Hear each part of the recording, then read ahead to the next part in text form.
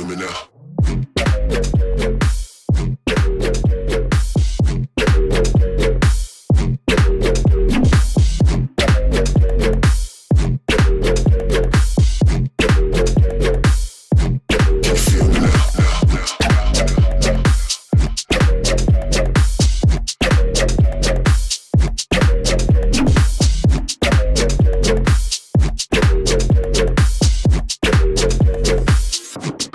Feel me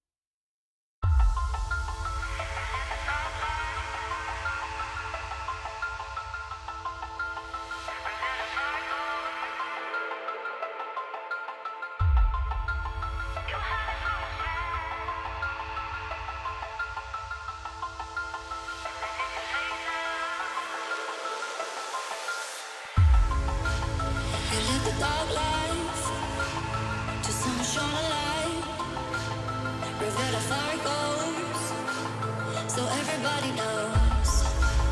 You had a good chance, but didn't say much.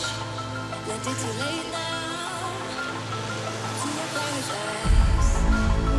Oh, time has gone too out, with memories to burn down, and empty sympathy. Your followers know it now.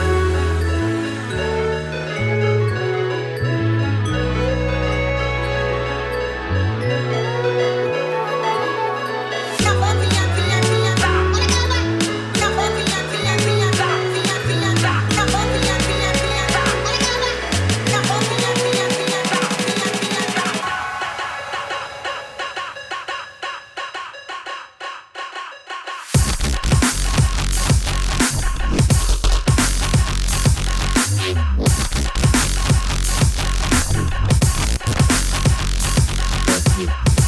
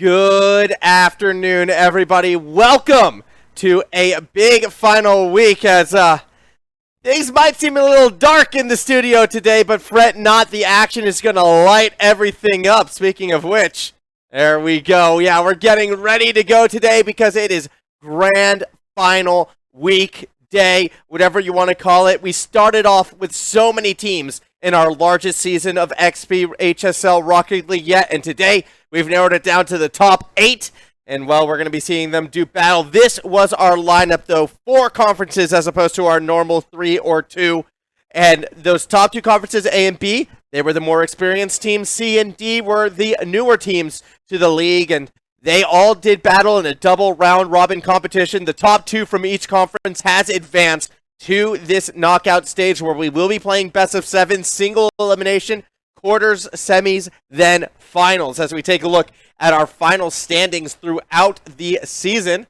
we can see that at the end of it all, it was essentially your pretty standard, 2 points for a win situation, plus there were a couple draws that happened, I think, due to teams not showing up. Really not sure how you got even numbers there, but 2 teams to look out for, obviously, are going to be the SEC Wolfpack and the Marsden Makers Maroon. Mansfield, another strong team, had a nice late push and could be a team to look out for in this tournament. Plus, there's little tidbits of the unknowns. The Canterbury Taipans 2 is a team that I think kind of dominated Conference D, went undefeated through that with that 16 points scored.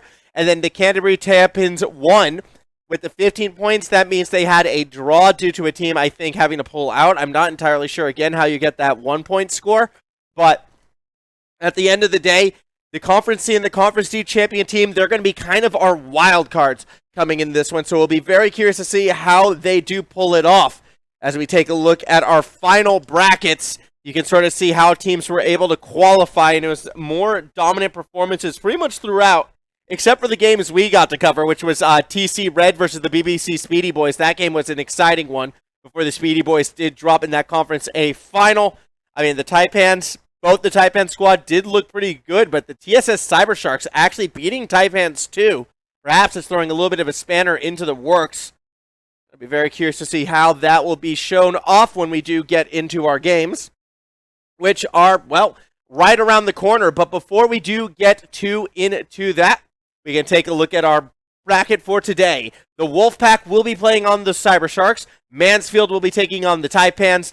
Makos Maroon will be playing OC Blue. And the Speedy Boys will be playing the Cadbury Taipans 2. So these are going to be eight very exciting teams, 4 very exciting games. All of these are a best of 7 and single elim. So you win, you move on. We will be starting, as we take a look at sort of our schedule for today, with this one, Mansfield versus the Canterbury Taipans 1. Then we'll be going to that lower half of the brackets for semifinal 2. And then, of course, that grand final matchup at the end of the night. So you can see a lot of question marks. Normally we have those filled, not today, because, well, we're all on this journey together.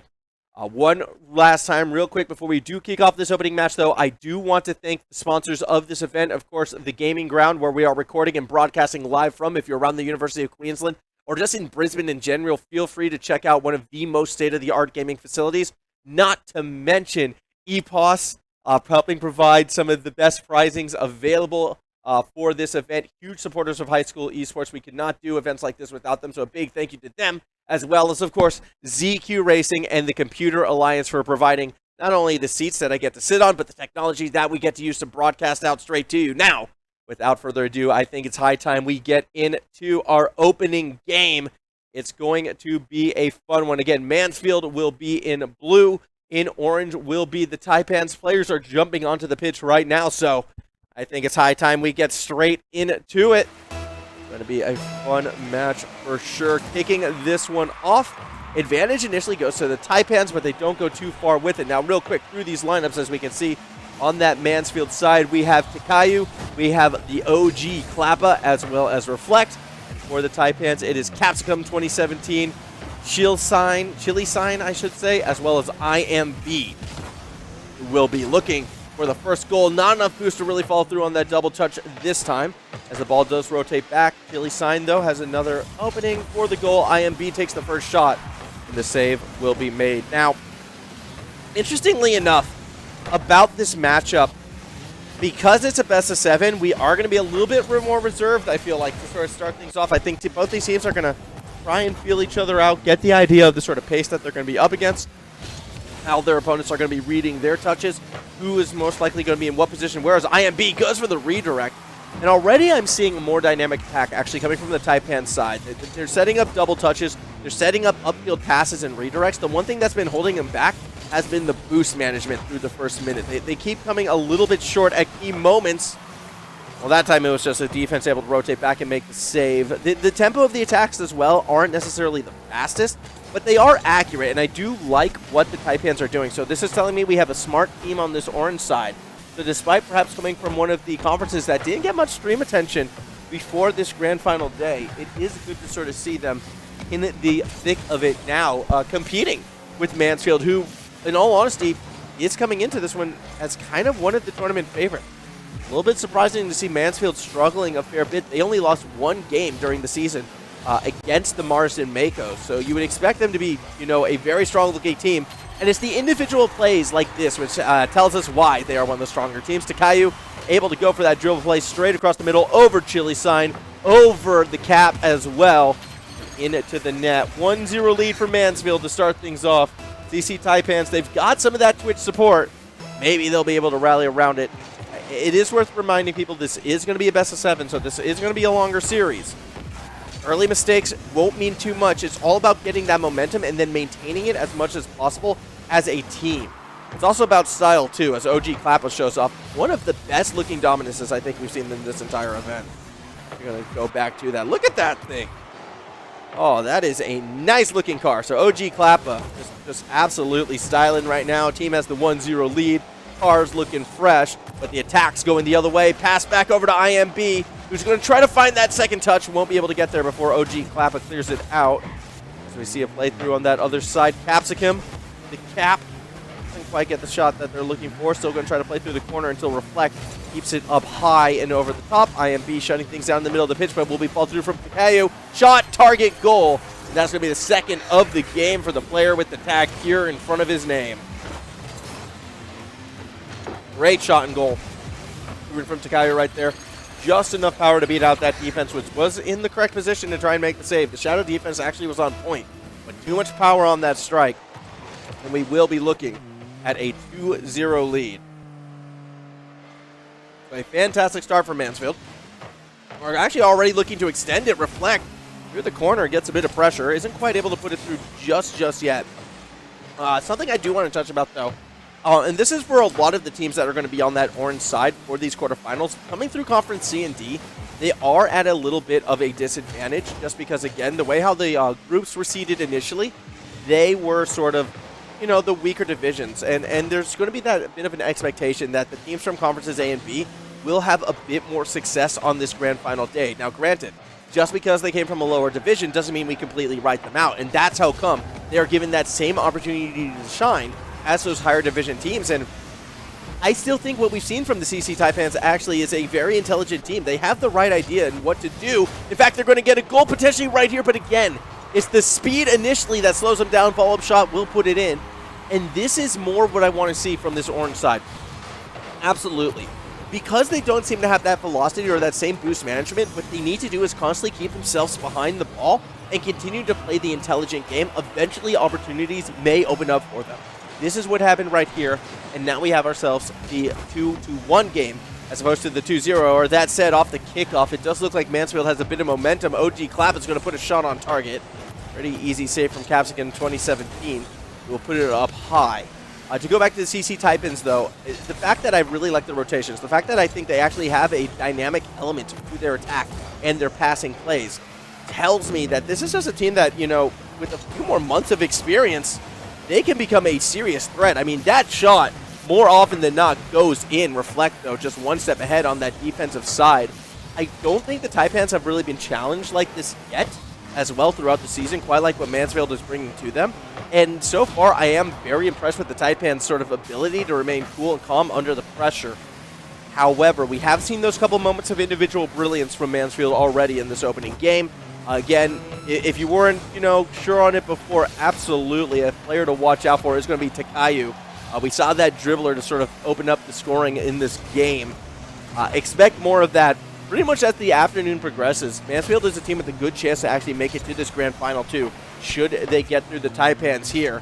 And with 10 seconds remaining in game number 1, it looks like they will be stepping with that right foot forward. 5 seconds though for that 0-second play. Capsicum gets intercepted by Takayu. Ball falls in front of the net. No one's able to corral it, and Mansfield starts the afternoon off right. They get that game 1 victory. Very strong showing from this blue side.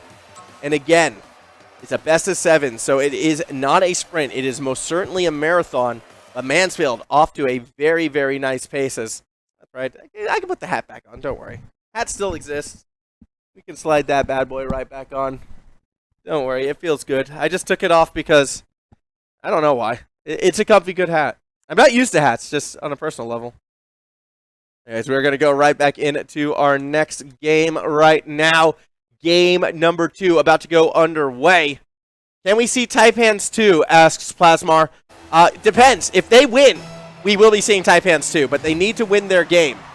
That is sort of how this event is working. His opening kickoff is going to go straight in favor of Takayu. That's his 3rd goal of the series. Fantastic little goal scored right there. As we watch that again on the replay, just able to chase up that kickoff, and it will put through. I was waiting for the This Is Rocket League. Look, Plasmar, you have to earn the moment, all right? It doesn't come just from, willy-nilly. I don't just scream it for no reason.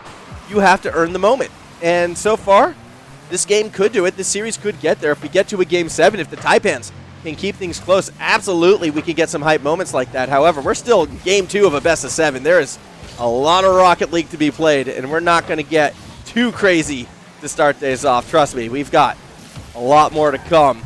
As we do see Chili Sign look to try to clear it out of that corner, back across the middle. Defense holding on quite nicely for Mansfield, who definitely seem to be cool, calm, and collected under these attacks. That's a great pass and catch, though. IMB reading the backboard.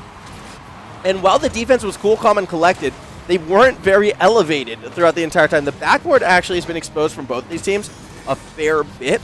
And I've noticed a lot, both in this league and in other high school leagues, backboard defense often has been sort of an Achilles heel of a lot of good teams from becoming great teams. And I'm a bit concerned that we don't see Mansfield even attempting the backboard defense in situations like that, especially considering we've seen that the Taipans do have some of those individual mechanics. It's only the speed that has me concerned about the Taipan side right now. Everything else, I think the Taipans have actually looked quite strong. We'll see how Mansfield does react. They will look to play it through the corner. IMB will go up. It's a weaker touch. And no one underneath the contest right away. Eventually, we do see Takayu actually continue to push it towards that box. All held up in the corner again. Briefly reflect. Pass across the middle. OG Klappa is there. You know this is going to be a strike. But a little bit too high and reflect. Actually, trying to cross up the defense right there. Making a bit more of an awkward clear. But patient play from the Taipans reads it through. And I don't really like getting too cheeky with it for the Mansfield team. I think the Mansfield, playing to their strengths, would be in a relentless attack. Constantly put shots on the goal. Constantly trying to use that speed advantage that it feels like they have to their actual advantage. And just constantly pepper and constantly look to be the first player to get that first touch and will not run into each other when on the attack. So it's an interesting situation right now. Mechanically, I do feel like Mansfield still are showing to be the stronger team, but they're not playing to their strengths the same way that the Taipans are. And that's why we have ourselves some even footing at the moment. Reflect. We'll be looking to play this one up and forward through the corner. Stays underneath before finding that second touch, and that's going to fall in front of the net. No one from Mansfield willing to take that strike, although Klappa does get the ball over to attackers. A swing and a miss on defense through the corner. Nearly led to the 2-1 lead. Good last-minute save by IMB. But the attack is still on until we see the steal away. Very well played by this defense as IMB keeps the ball held in an awkward spot. Reflect, forced to try and corner it. Going to bounce back towards the middle, but that will be easily read by Chili's time. And, well, almost was able to take it to the backboard. Going to be intercepted last moment by OG Klappa, who has no one over the middle to throw it to. And we're seeing Mansfield again play passive, play further back, and not necessarily to their strengths. They're looking for these individual counterattacks up the pitch, and they're just not really working. I see no reason for them to keep at least a second player in that midfield. And perhaps we'll see that adjustment. Well, we see it now. Reflect is there. IMB actually still winning that 50, though. Kind of pushed Takayu in an awkward situation. I still like it, though, for Mansfield. Takayu is a strong enough player. They will be able to get that save. That's Reflect. Trying to lead that charge up the other way. Only goes so far with it. Takayu sees the gap along the corridor, gets it all the way up into that far corner. IMB will slow it down, but Reflect's in position to follow it through.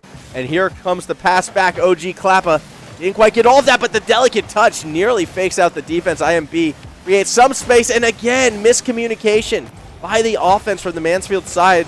Although they turn into a counterattack, it's not the cleanest one. And eventually the defense does get behind and knocks it down. Score predictions, Mr. Caster. I'm going to be saying my prediction at the start of this would have been Mansfield winning this 4-0. I'm a lot more nervous about that now until Reflect gets the dunk and makes it another 2-1 game in favor of the Mansfield side. So yeah, my prediction, I will admit, has been for Mansfield. And you don't need to call me Mr. Caster, okay? Mr. is like a father's name. I'm just Caster. But absolutely, my prediction for this one will be Mansfield. If for no other reason than it's the knowledge of the known versus the unknown. Canterbury Taipans haven't been really on stream as much.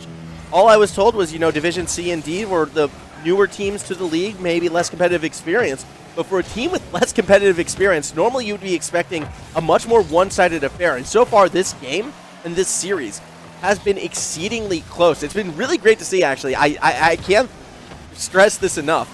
A lot of what the Taipans are doing, I do appreciate and I like. It's just occasionally you'll get one of these stronger touches or one of these stronger bangs coming from this blue side of Mansfield that are elevating them ahead, although that can all change. We do see a bit of a push towards the end from Chili Sign, but it only goes so far. Demo across the middle might open up a corridor. Takayu, the lone defender, does get the save, but only just. Ball off the post. 13 seconds remaining. Canterbury, the Taipans, they still have a chance to possibly get another one in. Do we see that 0-second goal? Ball in front of the net. Capsicum with a chance. Can't bang it straight. The follow-up touch misses as well. And a little small heartbreak for the Taipans at the end of game number 2 sees them falling short. It is going to be Mansfield now up 2-0 in this series. And it's coming a very, very close games. Mindv asks, what is the average ranks of the high schoolers? It's a varied mix, I would say. We have some GCs playing. They will probably be seeing more of them when we get closer to the grand final. But for a lot of these players right now, I mean, they'd be highly ranked. These are not low-ranked players. Like they're better than me, I can safely say. So you know they're good. If you're better than me, you're good at the game. If I'm better than you, well, then you just need a bit more practice. I would like to consider myself the base neutral, which is the perfect amount of time played. Fun fact. But you'll never know what rank I am unless you go ahead and look me up. Either way, it looks like we're going to be kicking straight into game number 3 right now. Sides are still the same. Mansfield in blue. The Taipans are still in orange. As our game 3 in this best of 7 kicks off. If Mansfield's win this one, they go to match point and would be forcing the Taipans to try to play through in a reverse sweep situation. For those who watched last week, they know how close things got to a reverse sweep, actually. We almost had one, but it was in game 7 when I believe it was BBC was able to survive a very late attack. Well, now, ball rolling across that middle of the pitch. IMB looks to shut it down. Klappa actually gets bumped out of the way. Ball continuing to slowly roll towards the net, and interesting decision to keep the ball centered. I kind of agree with the Mansfield side. It looked to me like they were going to be trying to push it to the side as well. Hello, everyone. A little bit of radio commentary, and maybe you can judge the excitement levels by my facial reactions, because even though the game might not be on your screen, it is still happening, and at the moment it is Mansfield at the attack, going corner to corner. As we are able to get back into game, OG Klappa bouncing that ball off of the ceiling. Reflect. Able to follow through right away. Looking for a pass back. Light flick up. IMB from underneath. Actually gets good distance on this one. Reflect had rotated all the way back. Keeps it to the safety of the corner. And I love that heads-up adjustment initially. And it would have been easier for Reflect to center the ball in that play. But saw that it was Capsicum on the charge. And now Takayu. He's scored every single goal except for one so far for this Mansfield side. Almost got their 4th of the series. Unable to make it through just yet. Attack coming back from the Taipan side. As, Chili Sign going the wrong way. That could allow a blue side attack. It's Takayu versus one defender. Puts it high off the post. And not quite in the net. Still 3:20 on the clock. A lot of time in this third game. OG Klappa putting it up for Reflect. Shot saved by Chili Sign. who's able to stay underneath. Follow-up shot, there's a bouncer, and it's a slow roller that gets in. Takayu with the placement, once again giving Mansfield the 1-0 lead. I feel like you're insane, Caster. Interesting. I don't know what to make of that, besides you have a good sense on people's personalities. Strong social instinct coming from you, Twitch newbie 2021. Something tells me you might not be a newbie, in fact. Either way, 3 minutes still to go in this matchup. Capsicum takes a swing and a miss, but instead it'll be Takayu who's going to clear it up the field. 2 defenders double commit, ball in front of the goal. What a recovery from Chili Sign, actually finding the reset off of the backboard, keeping the momentum up. Definitely saved a scary waterfall situation, so the Taipans, they continue to do right things. I've never seen a team quite like this. It feels like we're watching a upper tier team. Hello again, everybody. It feels like we're watching like an upper tier team right now, playing with weighted clothing on, as IMB is eventually able to find the strike in front of the box, put it through. Once again, a tie ball game. Just that backboard being utilized to create these attacks and, well, a bit of the ceiling as well. Again, you have to judge things based on my reaction, which is a little, I would say, through that one. Still half a game to go, as we should be going back to the gameplay now. There we are. Only missed a goal. Not too much. I'm sure we'll survive. Either way, still 2 minutes to go in this game. A very critical game for the Taipans. If they're going to come back in this series, I really do feel it's critical they take this game 3, because as fun as reverse sweep situations are, they are so difficult to pull off for so many reasons. And right now, it is Mansfield still on that attack. Takayu through the corner, won't be able to create too much space. Ball gets held up high for now. IMB needs to be careful with the placement. There's the bump in the goal. Klappa expecting a deeper ball, though, was in position to strike, and Capsicum's able to recover from the bump. That said, Takayu actually has a bit of space to go for a double touch off the roof. What a save from IMB. Has the read and is able to push it through the corner. Swing and a miss from Klappa as well. Forces Reflect all the way back towards the backboard. But you can see Capsicum 2017 waiting. Expect a strike to come from this player. Not quite. The second touch up high does keep Capsicum off balance as we go back to the orange side of the pitch. IMB, awkward pass. Almost gets intercepted for a goal by the OG Klappa. Still slow play, though, is baiting Mansfield forward. You wait to see what they can do. They're going to put another one up towards that backboard. Reflect up there waiting. Slow drop down to OG Klappa, but IMB once more coming through with that save. IMB defensively should be IMD for defense, it really feels like, because so many nice saves coming out of this Taipan player. I feel if we're going to see a Mansfield goal, they're going to have to do something to get IMB off balance. 50 seconds remaining in regulation. Looking more and more likely that the next goal in this game will be ending this one, be it regulation or overtime. Very critical for both these teams right now, and I have to emphasize more and more the significant advantage a 3-0 lead is in a best-of-7 series. Must-score situation for the Taipans, who are on that back foot. IMB will be leading the clear. Runs into a bit of trouble with Takayu, who puts it up for Chili Sign, looking to play the corner, but there are 2 attackers there. Awkward double commit. Reflect goes forward as well. The middle of the pitch is open. IMB can put it straight, but doesn't have the power or the angle to find the quick goal. Still finds the second touch, but Klappa is able to push it back. Chili Sign cutting things down at the middle of the field. 10 seconds remaining for the Taipans in regulation. They double commit for the shot. Middle of the field once again open, but no one on this blue side there to quickly capitalize. Instead, they go for the slower play. Ball stays on the ground, and we go to our first overtime of the series. Here we go. 1 apiece. Golden goal situation. Kickoff goes in favor of Takayu and Co. for the Mansfield side. They're looking to play underneath. 0 boost dribble can only go so far, as we only have 2 defenders back, and they're each on that back foot as well. Klappa, though, will turn the momentum around forward. Swing and a miss. A chance for Chili Sign gets intercepted by Reflect, and the ball once again winds up on the orange side of the pitch. Shot, target, post, and in. Reflect makes it a 3-0 series with all 3 games a 2-1 scoreline. That one, the closest one yet, however. The OT goal comes through 21 seconds in.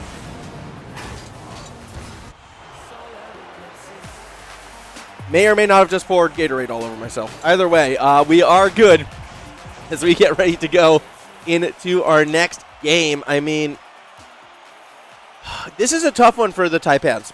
Only 4 shots on target against a team like Mansfield is not going to get you through this series. They need to find a way to get more established offensive pressure. And while defensively they're doing great, and these delicate touches, more often than not, are exactly where they want the ball to be, I'm going back to that initial problem I had with the team that I saw back in game number 1, and it's the lack of velocity, boost management, and just general power with the strikes as well. Taipans are doing everything correctly except for playing with that sense of urgency. I want to see stronger hits. I want to see better boost management and faster tempo to the ball. The weighted clothing analogy, I feel like so far has been the most accurate because it feels like everything they do is just that little bit sluggish despite being mechanically and positionally correct. This is one of the most unique teams I think I've ever actually seen in this high school league as a result. And it's making them fun to watch. Like, I actually absolutely enjoy the Taipans despite the situation they might find themselves in. However, it's whenever we see Mansfield start to increase the tempo and go for one of these snap shots, that's where you see the Taipans start to struggle. And this comes from confidence, perhaps, maybe a bit more competitive experience as well. But where the Taipans sit right now, they have such good fundamentals to build on that even if they drop this game, I feel like, assuming that the team does sign up next season, we'll have more on that later on in the stream, I do feel like that this could be a team that we see massive growth with if they continue to sort of play at this level. So it's an exciting team that we've seen thus far. As it stands, I'm speaking as if this is a eulogy right now. Taipan's still very much in this game, although that backward pass to Takayu is just so, well, pure, for lack of a better word. We'll go ahead and refer to that clan tag because that is another fantastic goal coming from the Mansfield side. 1-0 lead. What flavor Gatorade? Asks Trix Toys. Tropical. It's the red one. Red Gatorade. I had a choice of 4. I went with red today. And I know it's as simple. It's not like one of the exciting colors. But they didn't have purple, which is my normal go-to. Either way, reflect. Looking it up across the middle. I'm sure my Gatorade interests are way less fascinating than this game. I don't know why people would be asking about that. 1-0 lead, though, for Mansfield. Looking in control of this game and potentially this series right now. They can hold on to the lead. They will be getting that 4-0 sweep. They will be advancing to that semi-final with a chance for that grand final prize. And in case you are just coming to the stream and wondering what these players are actively playing for both first and second place, you are getting a EPOS GSP 601 wired gaming headset. I believe it is the 601 for first place, the 602 for second place, as OG Klappa gets the second goal of the game for the Mansfield side. You can see right here, Klappa just putting too much pressure on, and then it was an awkward clear straight into the attacker. And I know this joke might become a little old, might become a little cliched, but I've been keeping count. I genuinely have been. 14 casts in a row right now where we have seen an own goal. And that's not just for XP, that's for other Rocket League casts as well. 14 in a row. There's been an own goal that has gone through. I'm glad we got it out of our system now. I would have liked to see it maybe a little bit earlier when it doesn't necessarily put this orange side in as such a dire situation. The Taipan's really struggling as we're going to have to do some radio commentary, it looks like, for a little bit. Reflect from underneath has the ball intercepted. Ball is on the orange side, though. Klappa went for a pinch, but IMB took it away from him. It's leading to a small breakaway. Going back that other way, Takayo off the backboard, had to find a clear. Is actually getting bumped by Chill. But, sorry, that was by Kazakim, I believe, had the bump. No, it was Chili Sign who had the bump, which nearly turned the momentum around. Demo from Takayu onto Chili Sign in the box. Opened up a shot for Klappa, but IMB did enough to make the save. Klappa with the second shot was a bit too tight to the right, and that allowed to clear back to the middle of the field, where Reflect actually swings and misses. IMB across the center, shot, target, saved by Takayu. Halfway through this game, still a 2-0 lead. Again, I apologize, you're looking at my face and not the Rocket League itself. That said, doing my best here. Chili Sign going to try and play through that corner. An attempt on the bump in the box doesn't come through, but IMB still keeping the attack moving forward. Going for a double touch, but it was a little bit too high off that top post. It's a follow-up shot from Chili Sign, not accurate. The next shot not accurate as well. All three of them went a little too high, but Capsicum, with a most delicate of touches right when we get back to stream, is able to put that one in. And the Taipans are not going down without a fight, that is for sure. 25 kilometers per hour, one of the slowest goals we have seen. Crazy game. 2-1 lead. 2 minutes for the Taipans to get a goal. Keep their dreams alive. They hand it off the kickoff for Haas, but again, Chili Sign just not finding for the velocity on that flick. The touches are always so delicate, always so soft, and meanwhile Reflect nearly bangs it in. It double doinks off that top crossbar, and now we'll get cleared back up the other way. IMB going for a touch, but it will be Klappa stealing it off of them. Reflect now across the middle. That's an accurate shot. Capskin, though, able to fall back and make the save. 90 seconds remaining. Taipans on that back foot. They need that momentum. But they're not getting it. It's these lighter touches, and you can see how Mansfield are reacting to the lighter touches. They keep playing further forward and forward. They keep tightening their spacing, tightening their rotations because they can get away with it. Maybe in this final minute, we get to see, the Taipans pull off that big banging shot. That's what we want to see. The ball is in front of the box right now, but Chili Sign perhaps pressed a little bit too far forward. Can't make the read. Takayu, however, can. Gets the bump on IMB as well. But it was a light bump, and the follow-up shot was not quite on target. A goal would have ended this series. Instead, we go back the other way. Capsicum misses. Chili Sign still waiting behind, but they stayed with the initial push, and that led to another weaker touch. Chili Sign missing as well. IMB on that backboard. Has to try to make a save. Does clear it up the middle. Has a pass up to Capsicum, who is looking back for IMB. Feels a bit backflip, but still gets to play through the corner. 1v1 in front of the net. Capsicum looks good, setting up Chili Sign. But underneath, that was Takayu, who kept the ball held high long enough for the attack to fizzle. 24 seconds remaining. Klappa, slow touch, harder touch, intercepted by IMB, but Reflect gets there first. Now playing along the corridor, can only go so far. Chili Sign looking to take it back up the other way. There is no attacker in sight, and the defense will slow the pace down. 10 seconds remaining. Last-ditch effort for the Taipans, but the ball's back on their side of the pitch. In fact, that's the OG Klappa putting shots on target. IMB using the backboard for a pass, but Klappa lets it drop. Still 1 second. Ball kept alive momentarily, and underneath, Capsicum stays alive. Going for the entire pitch dribble. Takayu can't get it off of him. Defenders throwing themselves, but Capsicum keeps moving forward. There is no way he goes to distance as Takayu corners it again. And finally, the ball touches. That was almost the single most insane dribble I had seen. So close for the Taipans, but they come just that little bit short. Oh my goodness, what a crazy 0-second play right there out of the Taipans. Every single game in this series, a 2-1 scoreline. Every single game came down to those dying seconds, but unfortunately for the Taipans, it was just not meant to be for today. And as for Mansfield, they get themselves that 4-0 series victory, and they're going to be happy with that moving on to the semifinals. We take one last look at our scoreline right there. I almost feel like we should just change that to 2-1, just because that was the score in every single game. Like, maybe in brackets underneath. I don't know. That'd be kind of funny. But yeah, absolutely, Mansfield. They came into this matchup as the favorites, although I feel like this was the most they had been challenged in a good long while, except for, of course, by the Marston Makos. And this is why we did that crossover for our grand final, where we are bringing teams from perhaps, the more new divisions to compete against the more veteran teams. You can see how close they actually are after a season of play, and that's the kind of growth that we like to see here at XP Esports. And no, I'm not just wearing a YT. We are repping it, XP, here today. So, on that note, we will be throwing it to a quick break. When we come back, it's going to be a semi-final matchup. It's not going to be one you want to miss. We're going to be narrowing our 4 teams down to 2 in just, a few moments after the rest of the quarterfinals do finish.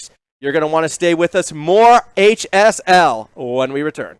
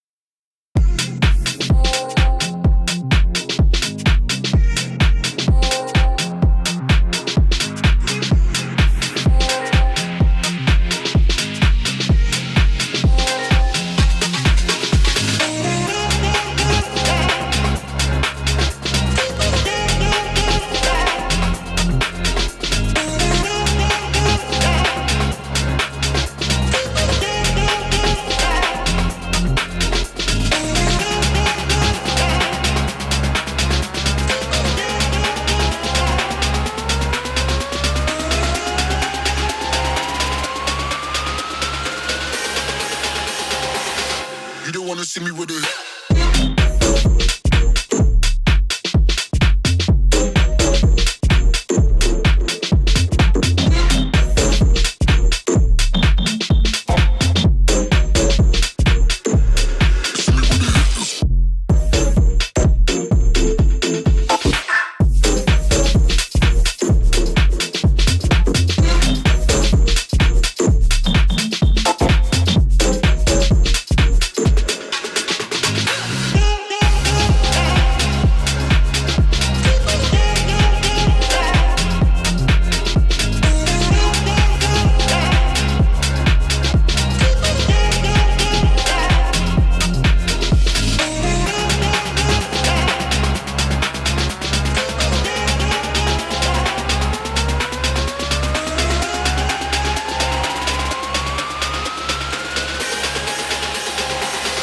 You don't wanna see me with it.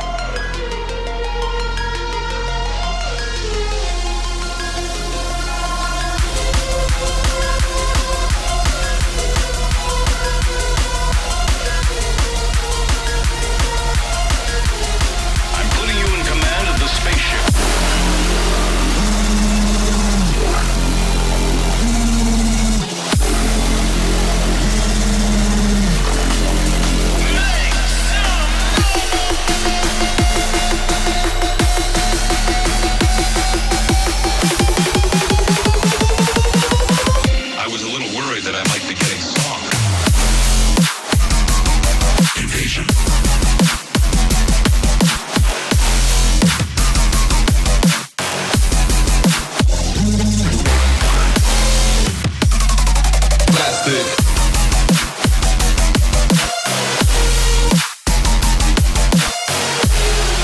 getting slaughtered down here.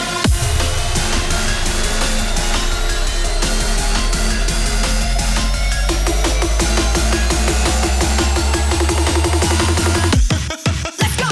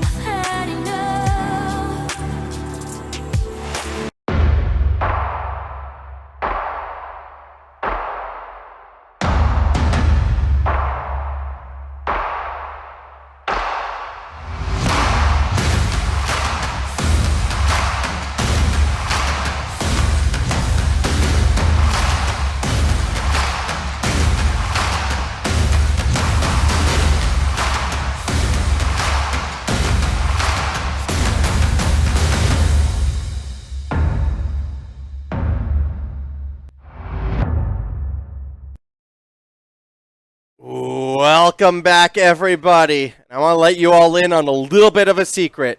One of the best things about Grand Final Day is you get to see some Grand Final hardware as we can take a look at this bad boy right next to me.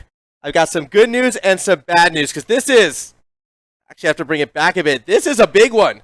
This is a big trophy, and the good news, teams are going to be able to win this thing. The bad news, it's not going to be till next year. What I'm holding right now is the HSL National Cup for 2022. And this is what teams and players will be competing for. Next year will be a roaming prize that will be going school to school, whoever the champion might be happening to be. Just kind of a showpiece, I suppose, for how things are going to be getting even bigger and better here at XB moving forward, as I'm just going to plop this shiny piece of hardware right back on the desk. I always love getting to hold them. So it makes me feel important, but I'm not what's important right now. What is important is actually going to be our upcoming match. As predicted, unfortunately, the teams from Group C and Group D have been eliminated through our quarterfinals, so we're only left with teams from Group A and Group B, and they're going to be doing battle right now. In that upper semifinal, the Wolfpack will be taking on Mansfield. The Wolfpack, of course, favorites to win the entire tournament. They'll be up against a Mansfield team that struggled a bit against the Taipans. Don't let that 4-0 scoreline fool you. Every game decided by one goal. However, the match we will be catching on stream will be the Martin Makos Maroon versus the BBC Speedy Boys. And I have to admit, these are probably the two teams we've seen more on stream than any other team this season. And we've kind of been building this matchup up for a good long while. Consistency will be the name of the game. And it has been the aspect that has played the BBC Speedy Boys from being that perhaps championship caliber team in the past. As for the Makos, they started the season slow, but have been picking up momentum since and are looking to get themselves a title here today. It's going to be an amazing matchup for sure, as I think it's high time we get ready to send people out onto the pitch. We take one last look, I suppose, at our matchup here. Yes, the Makos Maroon, they will be on the blue side. The BBC Speedy Boys will be in orange. I'm just going to give the okay to go for the players because, look, I'm keen for this matchup, all right? I want to see some intense Rocket League. I have a feeling we're not going to be seeing any more 4-0s for the rest of the afternoon. No. We could be seeing a 6 or 7er here. If I were to make a prediction, though, I'm going to lean on the consistency of the Makos to be the team more likely to take this one. I think when the Speedy Boys are on point, they look amazing. And guess what? This team definitely has some of that never say die attitude in them. Have had many comebacks in the past. However, they always get themselves in those tough situations sometimes. They're a team that starts fast, then slows down, then picks up again. If they can keep the high tempo from start to finish, I think we will have a great series on hand. As we're just sort of waiting for the players to jump onto the pitch. Gave the okay to go, and no one really... Now they're jumping on. All right, here we go. The players are jumping over to the pitch, as are we, to kick off our opening game in this best-of-7 series. Again, the Makos are in blue. In orange are the Speedy Boys, and we are underway. One quick look through the lineup for the Makos. We have Hal, Jezza, as well as Awunga. Awunga, of course, being that player to watch. We'll get more into them in a brief moment as we see them get the defensive clear. TK Woe, on the other hand, will be the star player to look out for on the Speedy Boys side, along with Stalfy and SSG Prompt. These are going to be our players competing for a chance for that grand final. And if we're going to play it down into, the two key players to look out for, Awunga as well as TK Woe each have been such amazing strikers for their respective sides. Now, they do approach things a little bit similarly as well. I think Awunga in the past has been a bit more defensive at time and isn't as afraid to go third man and just find either killer strikes or just finishing touches. What makes Awunga so dangerous, though, is the fact that they can pull it off pretty much anywhere. We've seen Awunga get strikes from midfield, backfield, and, of course, in front of the net. TK Woe, on the other hand, historically hasn't really gone for those big strikes, but would still be, when set up in a position to go for a play, will instead look to slow the pace down more often than not and try to beat you on a pure 1v1 mechanical situation. I do think Awunga often does rely a bit more on the team to play as a bit more setup for the shots, whereas TK Woe can go a bit more solo. But at that same time, Awunga definitely has shown more consistency in the past and is less likely to make that unforced error. That's, of course, not taking into consideration how the other players are going to affect their gameplay in this one. That's just sort of the two key players to look out for. And that's what we are going to be watching in this matchup as we do see a setup through the corner. That is Awuga getting the ball in front of the net. Pass back, needed the teammate to follow through. No one quite there. Once again, it should be worth noting that this is a best of 7 as well. So it's not like your traditional best of 5 teams will get sort of that extra game or two to feel out their opponents, really understand what they're going to be bringing to the table. As Jezza is going for that slow clear of the corridor. Hal with the tight spacing, got a little bit too tight. Couldn't quite read that backboard touch, so at least not right away. Hal pass back to Jazza, and unfortunately no contact made. That could have been a great shot. Starts to go up the other way, prompt. Underneath, gets it back over the top of Jezza. Hal on that back side. Hal has actually been looking very strong so far in this game. Stalfy can't put it straight. It'll be Jezza with the clear. Jezza and Hal have been looking really good in synergy together. Actually, and it's surprisingly been Awunga who's been a bit off balance so far in this game. Not something I would have expected coming into this one. Maybe we'll need a bit of time to warm up as it stands. Awunga now in the corner, going to try to create some space, going for that solo play, and does get it to the backboard. Jezza will be waiting along the corridor, I believe, to strike. Now's the time to press forward. It's actually Awuga putting one up for Jezza. No, it's Hal who crosses the field and finds the opening goal. Just under 3 minutes into the opening game, as we watch this pass again, Hal was in the middle of the pitch. And this is a risky commit, because had a defender gotten there first and cleared it up the middle, that was going to be going the other way. The reason why I thought Jezza was going to be the one making the contest there was because Jezza was more in the corridor, and Hal was further back and kind of playing more that third man role. But instead, the Makos mix up the approach, catch the defense off balance, and wind up with a nice 1-0 lead. Very risky play, but it was executed pretty much as well as it can be as Jezza. Ooh, scary situation right there. Has to go for the late flick defensively to make the save. Now Awunga actually gets a nice defensive touch, shut down by Prompt. West TK Woe cheating forward off the backboard.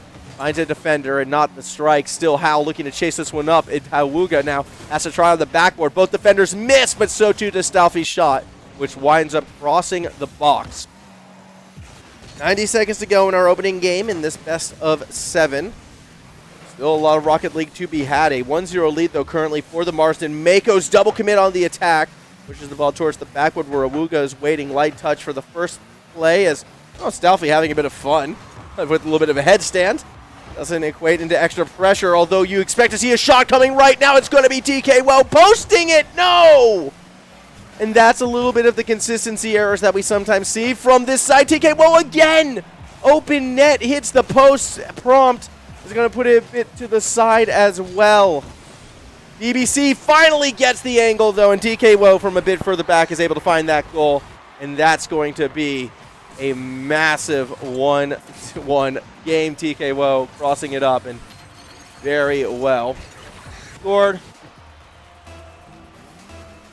As asking, why are there not more people watching this? Good question, Nalovel. You know what? Link your friends, link your family, get them involved, get more people into this matchup, because yes, it might be high school Rocket League, but this is, championship day. We're going to be having a national champion in that high school league here today, and I say national because it is teams from all over Australia who participated in this event.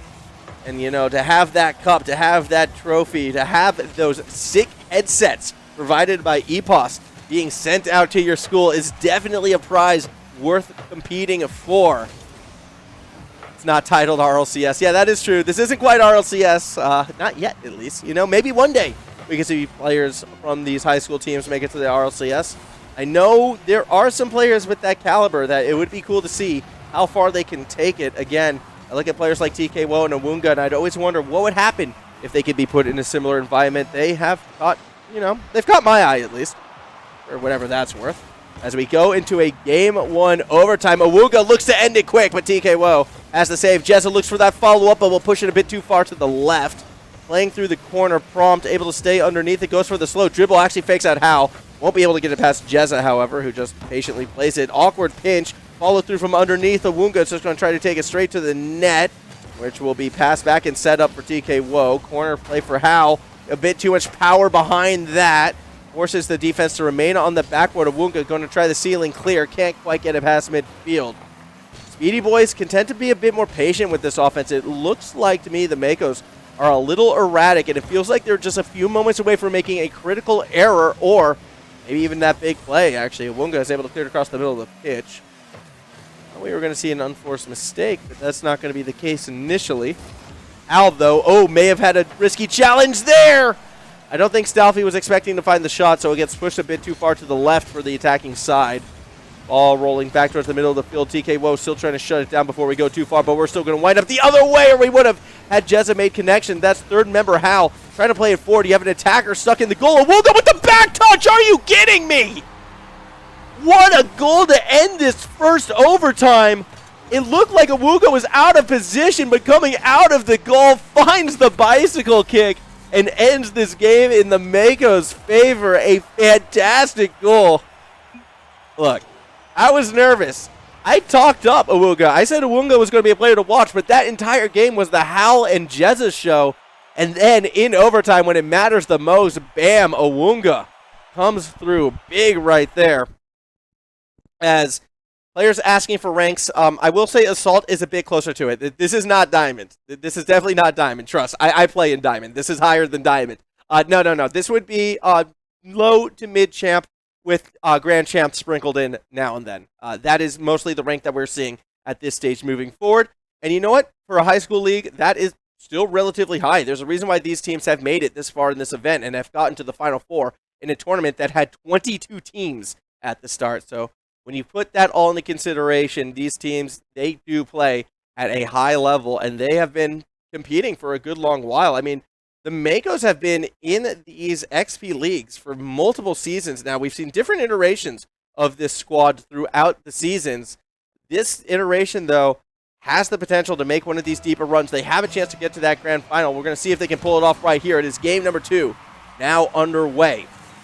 As the ball will sail past that middle of the field, TK will be shut down by Hal. Prompt a little bit too far forward underneath. Gets a bit of distance on it. Still, we see Awunga try to create some space. Jezza off the wall. Should be able to put this wherever they want. Decides to slow play it back to Hal. Not sure what the game plan was right there, but it almost works out, actually. They get that deep pass forward off the backward. Prompt should be able to have the read. It's an unforced mistake, as Stalfy will be able to clear it forward. Hal now shot, crossing up the box. As we do see now a shot forward, eventually makes it towards that backward. Jazza able to collect.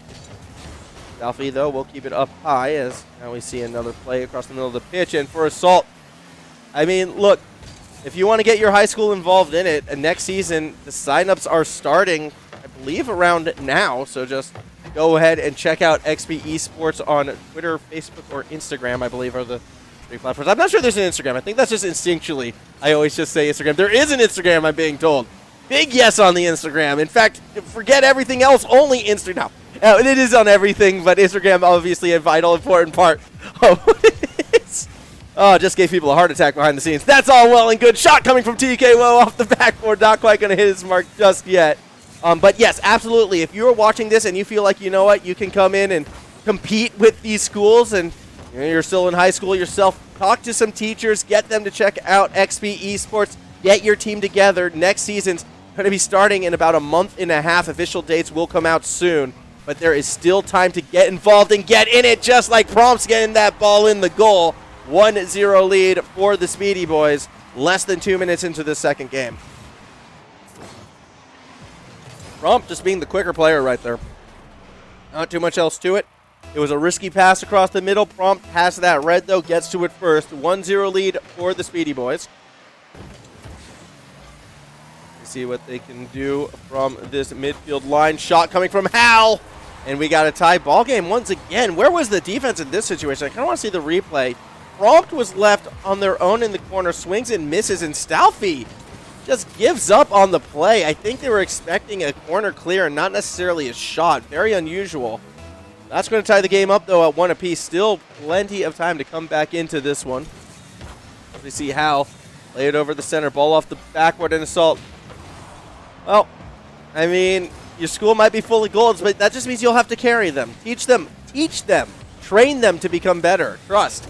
You believe it or not, it's not just one-day tournaments, these events. These are entire round-robin seasons. So you have multiple weeks, multiple games before you get to this stage. And if you can coach, teach, and train your team to get up to that competitive level, you can find success here. So by all means, get involved with it. Jezza's going to try to clear it across the middle of the field. Stalfy looking to fall back. Now trying to find that next touch across the center as well. Deep defense coming from the Mars and Mako side, actually. They're looking to be a bit preventative right now. I think they do recognize that, like, historically, the style of the Speedy Boys has been trying to go the solo play straight towards the net.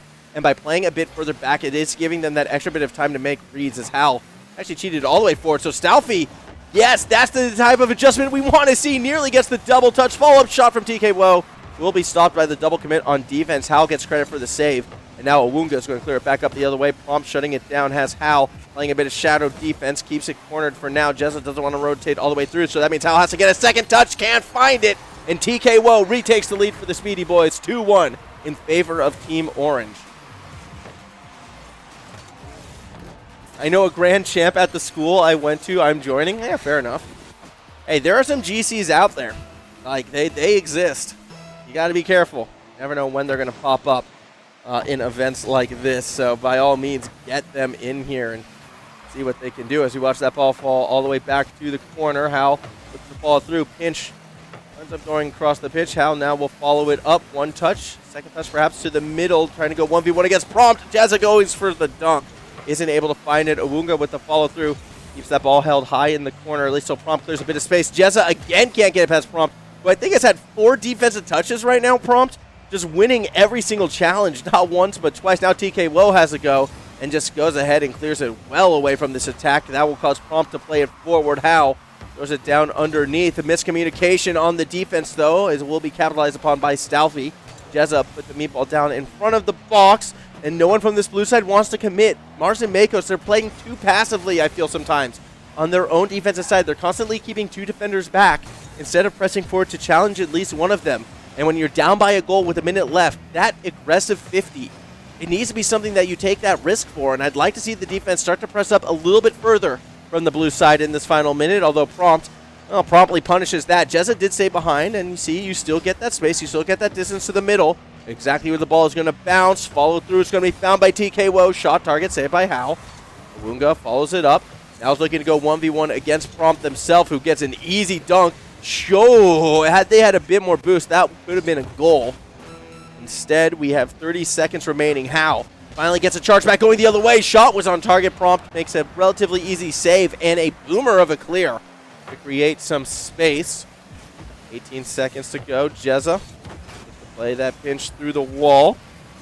Doesn't let that ball fall in front of anyone just yet. It'll be Hal instead, who sets up the corner. Pass to Awunga, intercepted.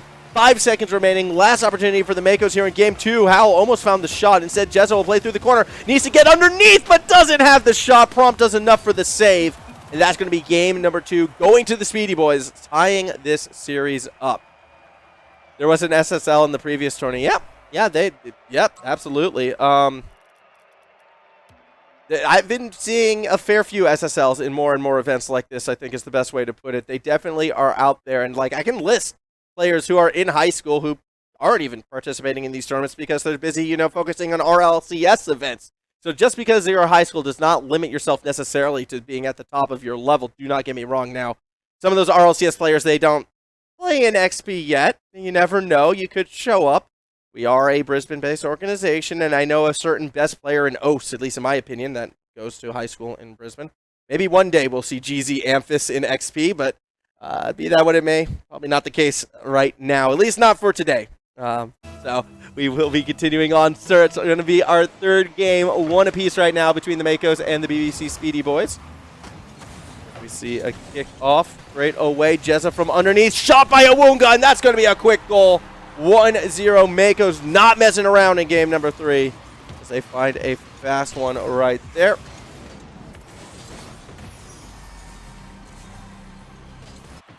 Continuing along. Apologies for the brief moment of silence, but hydration is important when having a long day of casting. Still a 1-0 lead for the Marston Makos.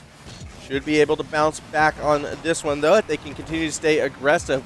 They would love to extend that lead. Hal, in fact, finding a demo on the tail end of it all. Jezza waits underneath. Can only go so far with it. Awunga will be instead the one who clears it up into that corner. Prompt putting it up high, but Awunga keeps it back down low. No one wanting to commit. And the setup was not quite deep enough. And This is something that I'm noticing a lot, actually, in this event in particular. It's something that's become a bit of the meta, has been those corner setups. Like, teams just constantly do try to rely on them, but they're not frequently getting the depth needed for the passes to be successful, because it's one thing to get the corner and the center, but you still need to throw the ball as far back towards the midfield as possible, given the circumstance, to just ensure that your midfield striker is going to be the one who gets to the ball first. It's why you need to be really powerful with those corner setups and very, very accurate in terms of putting the ball where you want it to be, and communication needs to be a must as well. So I always find it interesting that teams kind of default to these corner setups when in reality they are, I guess they're, one of the simpler ones because they're so common, but they're all still incredibly difficult to pull off. I'm always much more of a fan of passing it before the corner. In particular, if you can find ways to sort of center the ball without using that corner or that backboard, you can find yourself having a lot more success. And I'm going to be very curious if any of the teams can adapt into that mindset moving forward. I feel like if we do see it from either side, more likely than not, it would be the Makos, just because they have been more willing to keep the ball centered in the past than perhaps the Speedy Boys, who are more likely, if anything, to do sort of upfield passes. But we'll see if which of these teams do decide to break away from that sort of corner setup as we do move along. Prompt actually finding a teammate of the pitch, and this is what I mean. Those centers not using the wall can sometimes be a bit more dangerous looking. It doesn't result in a goal this time, and eventually the defense is able to clump that corner. Get a little bit of breathing space. Prompt now off the roof, going for a pinch. Actually found a second touch without the boost. It wasn't accurate. That was very freestyle-esque. Zero boost on that, too. That would have been insane. Awunga, however, will be able to cross up the defense, and it's now a 2-0 lead in favor of the Makos. Here we go. The Makos up 2-0 after that. It was a quick counterattack through the corner, turning it into a goal. All the caster hasn't lost their voice. Dude, water, man. Fun fact, Storm Raptor. Water 100% is the key to casting longevity. So, drinking lots of fluids keeps the throat healthy. Unfortunately, my bottle has now become empty, so we'll see if we can make it to the end of the series before the voice cracks come out. Oh, that could be a bit exciting for everyone. Either way, though, how? Backboard set up, shot not quite there. You can see it clear back up the other way instead. Awunga will throw it towards the middle. Jezza waiting. This could be a great pass. Shot, target, goal! Oh, a fantastic crossfield play set up from the corner, and Awunga, would be calling, stay, stay, stay. Jezza recognizing the situation, puts it around, a fast turn, a faster strike, 119 kbh. So far for this afternoon, I'm going to call that the goal of the event. Obviously, still a lot of time left. I mean, we're essentially playing a best of 5 right now, and this would be game 1. Game 3 and a best of 7. I know. I just like to shorten things for the mind, put it all in perspective as, oh, how. Didn't quite get that dribble in, and the follow-up was a little bit too high as well. 3-0 lead in our game number 3. The Makos feel in control. You see Prompt just outside that box, going for that dribble, tries to drop it somewhere. TK Woe won't be able to find that read. Swing and a miss with no touch from the defender, and even then, TK Woe behind the play. That felt a little bit like desperation actually coming from the Speedy Boys, and this is when they faltered in the past. And when I talk about this team having consistency issues, it does come when they start to feel pressure, although Prompt might have the open net. Oh my goodness! They got the goal, but you're not happy about that one. I mean, okay, yeah, obviously you're happy you scored the goal, but the double commit, attackers almost getting in each other's way. I feel like you can possibly excuse that as a pinch attempt, but I don't know. If that was a pinch attempt, even that was sloppy, especially when you consider how open that net was. Very risky from the Speedy Boys. They still get that goal, though. They get on that board. 2-point differential. We've seen many 2-point comebacks in final minutes of games, and not just in XP, but like across all Rocket League. That 2-point lead, it's never very stable. We're not riding the Speedy Boys out of this Game 3 just yet. They are on the attack, but it's a brief attack, however, as Hal goes for a defensive pass. That actually causes 2 defenders to bite to the right side, nearly opens up the center of the pitch, but Awunga was playing a bit further back. I feel like had the score been a little closer, that could have led to Awunga looking for something. Instead, Awunga tried to play defense, and this is why prevent games are always scary. No! Oh, the double touch hits the post, and the follow-up was a bit too wide. 30 seconds remaining, and that was probably the last chance for the Speedy Boys to actually find another goal in this one. More likely than not, we will be looking at a 4-1 game.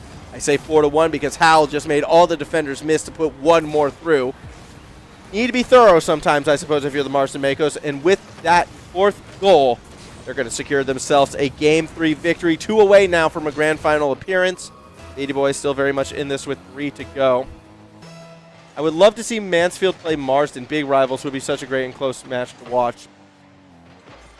Yeah, I feel like both these semifinals were incredibly close matches. However, as we watch that goal come through from Stalfy to kind of keep this within 2, if I'm not mistaken, I'm going to need extra confirmation on this one, but I believe that other semifinal match is being recorded and should be uploaded onto the YouTube page within the next couple weeks. So, Stormed Raptor, you want to watch that game? Go ahead and subscribe to the XP Esports YouTube channel where it will be uploaded, so you will get a chance to see it as we hit our final 2 seconds of this one. Ball about to hit the ground. Going to be nearly a 5-2 game. The double touch almost goes through. Instead, we'll finish 4-2. That's all well and good. The Marsden Makos taking a lead back in this series. I'm going to ask Spuda to host when he's done streaming. Yeah, fair enough. But yeah, a big victory right there for the Marsden Makos. A lot more control we saw from them. It felt like they were able to get a bit more aggressive, and that was reflective in the shot differential. I know we can't see it right now, but it was 5 shots for the Speedy Boys, 10 shots for the Makos. Kind of fitting that you double your opponent's score when you take twice as many shots. And a lot of that came from just how quickly the Makos were able to find these defensive clears. I felt like they were getting a lot more power from them, and granted, that is for 2 key reasons, I believe. The first being the positioning of the Makos. They were starting their defensive plays quite often either on their backboard or about as far back as you can go, and they were trying to play it as far forward with as much momentum as possible, and that did allow them to get a bit more velocity on those touches. And then you sort of mix that with the traditional style of attack that we saw from the BBC, where they were quite often, more often than not, I should say, going solo, which allowed the defense to read it easier, and it meant you only had one sort of attacker to beat. That kind of contributed a lot to how quickly the Makos were constantly able to throw that ball back up to the other side of the pitch. And the end result, well, it's going to be a 2-1 lead and nearly a 1-0 lead to start our 4th game. Quick reminder, if the Makos do take this one, they are going to our grand final. They would love to be in position for that. However, Beatty Boys, they responded in Game 2. Perhaps they'll respond in Game 4 as well. You see Selfie intercepting the dribble attempt, but already Hal is there putting one up off that backboard. Prompt will slow it down, but Hal stays on the backboard, keeps it in the box. That's going to let Jazza find the shot. Too much traffic in the way to put anything accurate through. And now, once again, we're seeing sort of weaker defensive touches coming from the Speedy Boys. Expect that press forward, but not from Hal, who instead just kind of played stationary, buying time. Gets the bump. Whoa. Still finds the shot across the middle of the field. Is unable to go too far with it. As now we see a shot across, but isn't going to be in the goal just yet. 1 minute into this game, and it's a tighter one. A lot of back and forth action. We're seeing a fair more clears actually this game than we did in our last one. Both these teams, they're spaced really tightly, and that's kind of what's enabling the clears right now. We just aren't seeing, the complete covering of all the bases and sort of the attacking points coming from either side, and that gets me a little bit nervous moving forward. I think whichever team starts to find their proper spacing first is going to have quite a significant advantage in terms of maintaining some of this offensive pressure. TK Woe, though, finds that interception, ball off the backboard. No strike to be had. Ball's going to fall deep in blue side territory. Prompt looks for the double, doesn't get it, does find TK Woe, who is stopped by Hal. And with that, we still have a scoreless game, in fact. Getting physical now, Makos. Yeah, they're starting to press very far forward all of a sudden. 2 aggressive posturing plays. That kind of left Awuga alone on defense momentarily. Yeah, Makos kind of pulled back after that. I think they realized they may have overcommitted. Still's going to open the doorway. Prompt unable to make an accurate attempt at that ball even, so instead plays defensively. Awunga did have solid possession, and now Prompt will start to try and dribble it up the field themselves. Ball continues to roll in no man's land. Eventually, Straffy, actually, who winds up being the faster player, TK Woe, instead of putting the shot, plays the backward follow-up shot from Prompt, stomp from Awunga. And I am actually a little bit surprised TK Woe didn't take that shot right there. It looked kind of open to me, but wanted to try and play it safer, get that extra pass.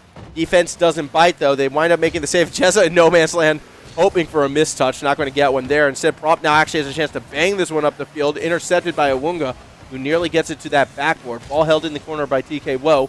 Followed through by Awunga. Chance.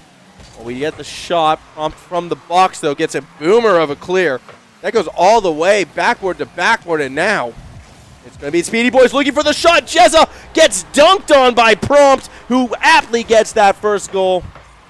And you can see this one being set up. Howl. Very risky waterfall play, and Jezza just gets read by Prompt. 1-0 lead for the Speedy Boys. And that one's going to be a little bit frustrating for the Makos because they had a chance to corner it with Howl.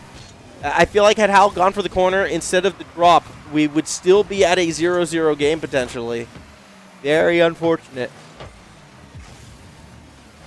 We hit that final 100 seconds. It will be a ball across the middle of the field collected by Howl. Looking for an opening. Actually gets a later flick, causing two defenders to miss. An opening perhaps for the Makos to find that counterattack. They find the shot at least. Defenders bump into each other. As we see, actually that was Jezza trying to find a redirect for the shot, bumping into the defender. Got a little something, but not enough to keep the attack moving forward. Not straight away, at least. Jezza's going to put another one up high. Demo in the goal. Ball in front of the net, but no one there to tap it in. Missed opportunity for the Makos. We do see TK Woe now start to clear back up to that other side of the pitch. Howl from the box. We'll try to create something. Create something for Awunga. Instead, another demo. Another chance. Awunga, no! It's a bit too tight. Follow from Jezza. Gets blocked by the defense. And that demo at the tail end of it all actually gets Awunga off balance. Stalfy trying to clear up some space. Does lose out. Awunga again following it through the middle. But the Makos, they're getting so close on these attacks, they're unable to find those final shots. Now Howl will look to play it across the middle again. TK Woe will intercept it from underneath. Meatball up for grabs. Awunga hungry. Only got the 6-inch, not the foot-long sub this time, and that means the hungrier team in the Speedy Boys will steal it away. TK Woe, another shot towards the net, and this time it will be read by Howl, who gets a lot more space than what we saw before. How with the triple commit, though, Prompt is able to steal it away and punish, and the Speedy Boys are going to tie this series up following the goal right there. Prompt putting Game 4 away. Storm Raptor, I agree with you 99% of the time. I'm just going to say, I'm going to give you a 99%er on that one. This game, this series, has been very fun to watch. And the fact that we're going to be going to a Game 5 still all tied up, absolutely amazing. There has been some series I've done, and hold the thought, maybe we're not done yet. Kickoff goal goes to the Makos. Awunga just making it happen on the solo play. That pinch of the defender, 127 kilometers per hour. We got 11 seconds. We got a Makos team with a chance. Let's just see what they can do right now. Can they get that equalizing goal? Awunga pushes it forward. Howl has a chance. TK Woe is in the box. He's going to have to get him to bite, and TK Woe gets underneath, but you have Jezza already waiting. Keeps the ball held up high. The defense has to place this down correctly, and they do. Prompt does end the game 2-1. Got very close towards the tail end of it, and yeah, kind of emphasizing what I was saying right there, Storm Raptor. Yeah, this series, very much a banger of a series right now. We could be going the distance to Game 7. We're at least going to be seeing a Game 6. This next one's going to be very, very important, though. A chance to get to match point for each of these teams is not one they are going to want to miss out on. That is for sure. As we get ready to go back onto the pitch for that 5th game. I did say consistency would be the key, and it does feel like each game is kind of being determined not necessarily by the plays made, but the opportunities missed at the last moment. We've seen so many shots nearly go through, only to fall short at that last possible second. I think whichever team starts to get a bit more consistent with this one probably takes this entire series, which is why I wouldn't be surprised if we see a more one-sided game. Howl almost gets one off that initial kickoff. Defense was able to fall back, made the save. Jezza, though, follows it through. Shot was on target. Defense, though, able to stay back, stay patient, and get that first big booming clear. Almost commentator's curse. Almost. That would have been Wheels McCoy. That would have been. I would have been more than happy for a curse right there. Howl, though, shot from the corner. Prompt got behind, but Awunga stays in the box and waits for the ball to fall into their lap. That's going to be a 1-0 lead in favor of the Makos. We get to watch this one again. Such a good save by Prompt. Unfortunately, lost by a cheeky positional play out of the Marsden Makos. they're going to get themselves that early lead in this game. Whether or not they hold on, that's yet to be seen. Every single one of these games have been so close so far. Jazzy, though, trying to break further ahead. Double commit on defense and redirect from Hal straight in the middle of the net. Makes it a 2-0 lead now for the blue side.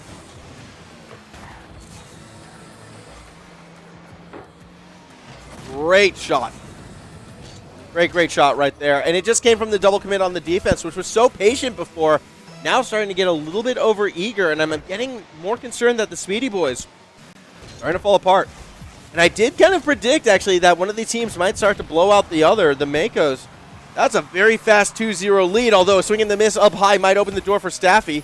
He's going to go for a bit of a dribble play, finds the second touch, and it does keep Hal off balance, but only briefly. A nice recovery. Gets that ball back to the orange side of the pitch. Prompt under pressure. Has to dish this one out to someone. Defense able to steal it off of the star player from the Speedy Boys. And now Awunga actually can't find the clear that they need. So, very interesting game. And very interesting point, I should say, so far. This third point has been the closest one that we've seen so far in Game 5 as Hal. Thanks for that pass to Awunga. TK Woe already forward, already stealing it off. Hal has to keep things off balance until we see Prompt keep hitting it up high themselves. Gets the demo. Nearly gets the setup. TK Woe is going to steal it off from Hal from underneath. One touch, but intercepted out. TK Woe now goes for the challenge. Crossing up one defender off that backward. Hal looking for another touch to keep it into the corner. Mars and Makos are flirting with disaster, but they are keeping things nice and safe. Challenge. Actually won out by Awunga, who might find a pass back to the middle. Actually went for the fake. That sets up Hal, and that's going to be the 3-0 lead. The Mars and Makos Maroon now starting to pull ahead. Still a lot of time left in this game. I mean, we almost rid off the Makos last game, and they were able to come back. Don't want to ride off the Speedy Boys. Not when there's still over half of a game to be played. There's still going to be opportunities, you feel like. But Speedy Boys, this has been their reoccurring problem all throughout the season. They'll look amazing one game and then falter the next. They have yet to play a complete series. Although I do suppose, looking at their scoreline, that quarterfinal series was a 4-0 in their favor. So perhaps they did play a complete series then, but they haven't been able to do it on stream. And as we all know, stream games are the only games that count. Prompt with the dribble. Showing off a little bit right there. I believe that was a 4-touch dribble. I'm going to have to see this again. One. I can't really get a good angle on it. Still, very nice bit of car and ball control to make it a 2-goal game once again. All right. 2:30 on that clock. DK Woe gets the first touch forward. Two defenders keep it held up high. This Prompt looks to have a read. Actually going to go for another dribble play. This one looking a lot more dangerous. The late touch underneath.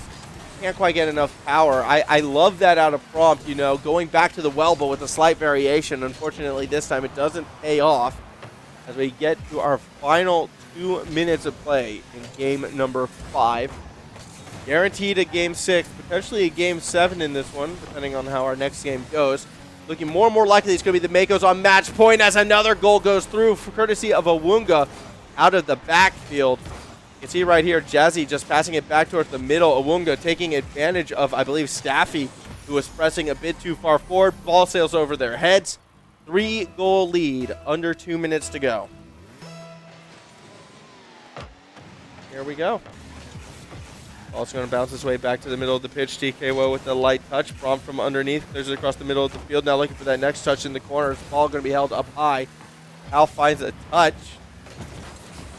Don't go too far with it now from underneath. Boost being taken by Hal. Jezza watches it sail overhead. Stalfy kind of falls back. TKO looking to chase it up, and that's going to go all the way to the backboard. Now Stalfy needs to create any semblance of space here, but doesn't make any touch despite using 100% of the boost.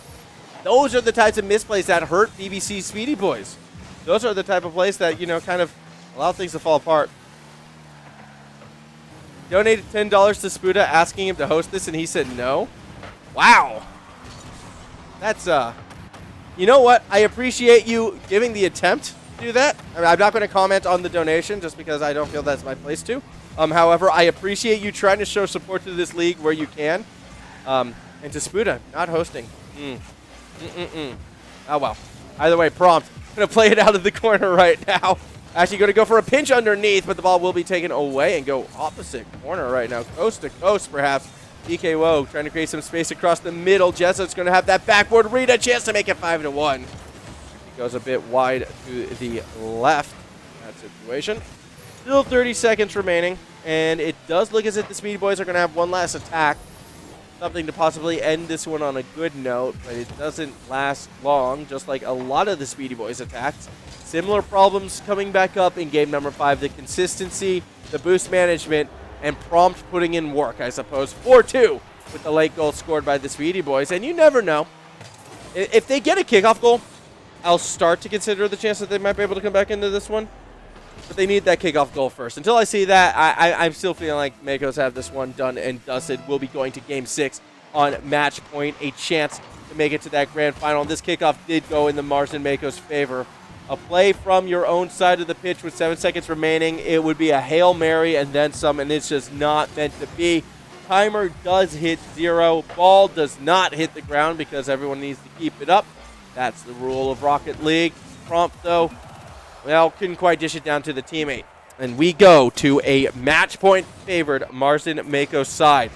Just for a bit of an update as well, our other semifinal match has come to a conclusion. It's SEC who has made it to the grand final. That's going to be the team awaiting the winner of this matchup here.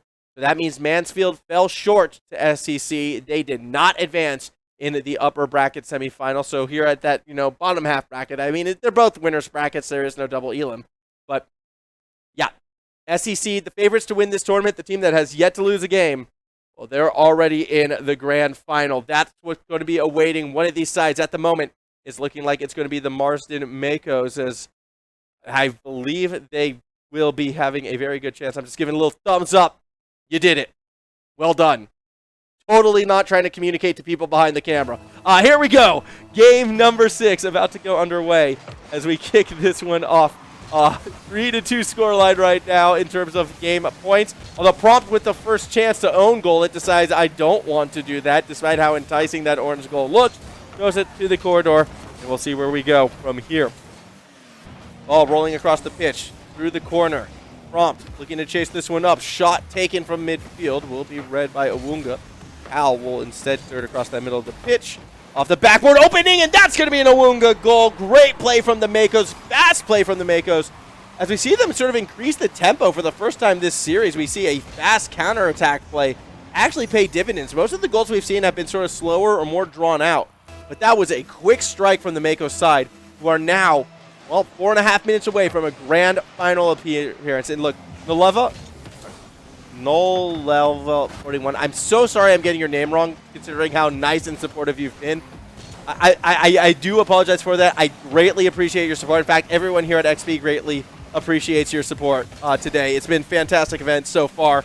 So do not fret too much, though. We appreciate you, as Hal is going to be able to clear that through the box. Awunga now off at that backfield, going for a slower play yet again. No boost. That would be the reason why. Boost management being a constant thorn in the side of a lot of the teams, actually, so far this afternoon. A little surprising. Normally, boost management hasn't been an issue, so a bit uncharacteristic to see boost playing such a large part in our games tonight. It's past 6 o'clock. I can start saying tonight now. It is no longer afternoon. That is the rules. So, yeah, it's been very interesting to see. Who is the other team in the grand final? It is SEC who has made it into the grand final. It will be SEC taking on the winner of this match, potentially the Marsden Makos, if they can hold on to this 1-0 lead or even add to it as we hit our final 3.5 minutes. Prompt, though, has been a bit of a star player. This is why a great dribble across the field puts it in. As we watch this one again, it's a simple pass and catch to themselves. Great execution from Prompt. EKWO historically has been the star player of this team. Not today and not in this series. I don't think I've been showing enough love towards Prompt thus far. We've seen multiple aerials come out of this player. Aerials come out of this player so far, as Prompt has just been absolutely fantastic when given space.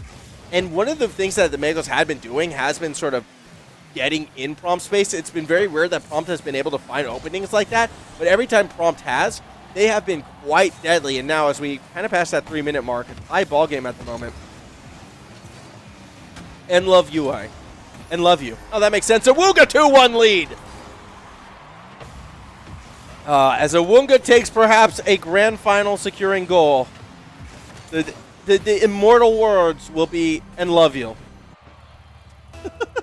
Yeah, fair enough. All right, 2-1 lead in favor of the Marsden Makos right now. They are looking back in control. It's just whether or not they can keep Prompt in check, as Prompt, well, unable to get the read this time, has to fall back a fair bit. Ball once again gets behind Prompt, and Stalfy doesn't want the clear. That means the shot will come through. Hal takes advantage of the hesitation from the third man of the Speedy Boys to make it a 3-1 lead, and you can see Stalfy just in a wrong spot trying to whip that car around, but could not do it in time. The Makos on the cross-up make it a 2-point differential. Half a game to go. They could be going to that grand final. Oh no! Defense misses again, and now we are seeing the Speedy Boys start to collapse on some of the more basic plays. Stalfy, unforced error. TK, whoa, unforced error. And Awunga gets it in. Oh, you Brisbane boys. Brisbane Boys College. A team close to my heart because they are not necessarily because it's where I went to high school, but I live in the general vicinity of where the school is, so I guess if I were to be rooting for a local team, I suppose that would be my local team. I'm not going to dox myself, though. You're going to have to... No one knows where I live for realsies. But, yeah, all I'm going to say is, like, out of all the high schools in this event, they are the closest. So, a part of me is kind of showing a little bias for them. I mean, only because Ballina High isn't competing. That's where I actually went to high school. And if Ballina High was competing, you can bet I would be showing something towards them. As we see Prompt cleared across the middle of the field. I joke, of course. All the schools that participate are great, and I absolutely respect each and every one. It's just we're at that situation right now with a 3-goal lead against the Speedy Boys. It is looking like their season could be coming to an end in about 100 seconds time. And for a team that came into this one, I have to admit, just because of the size of the school, expectations were high.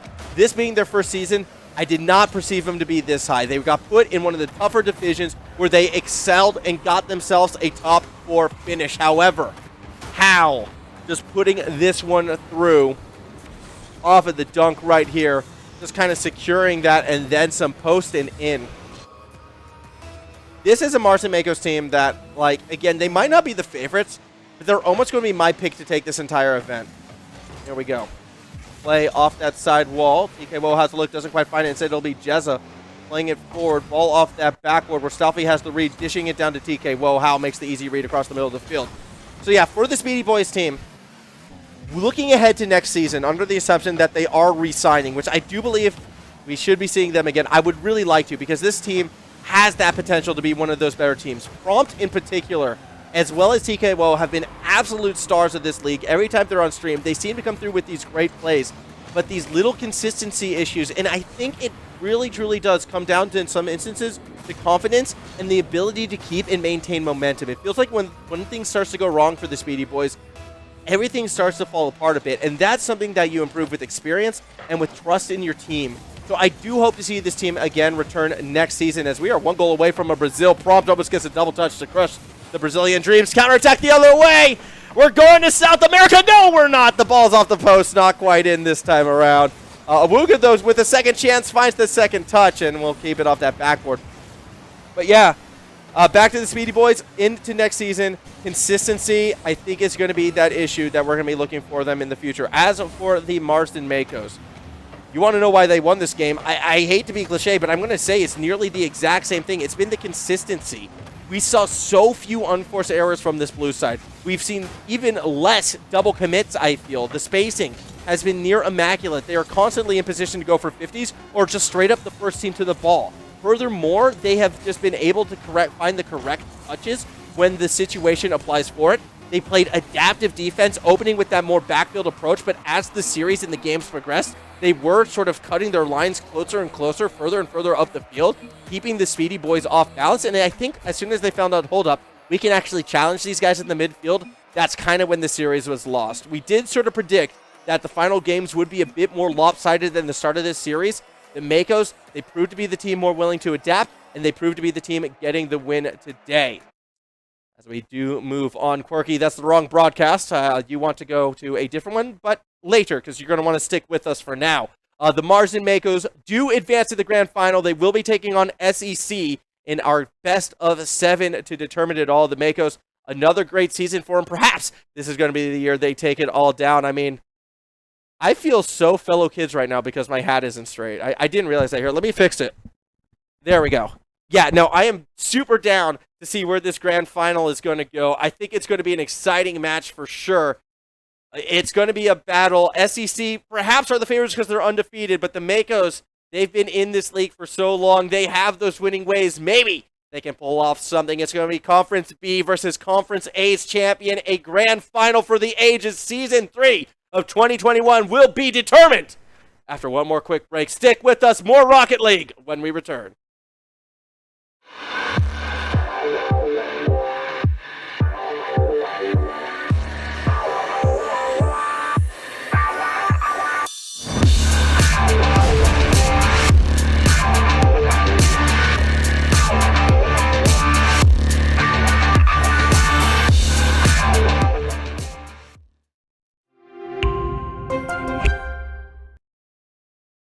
And I won't keep coming under.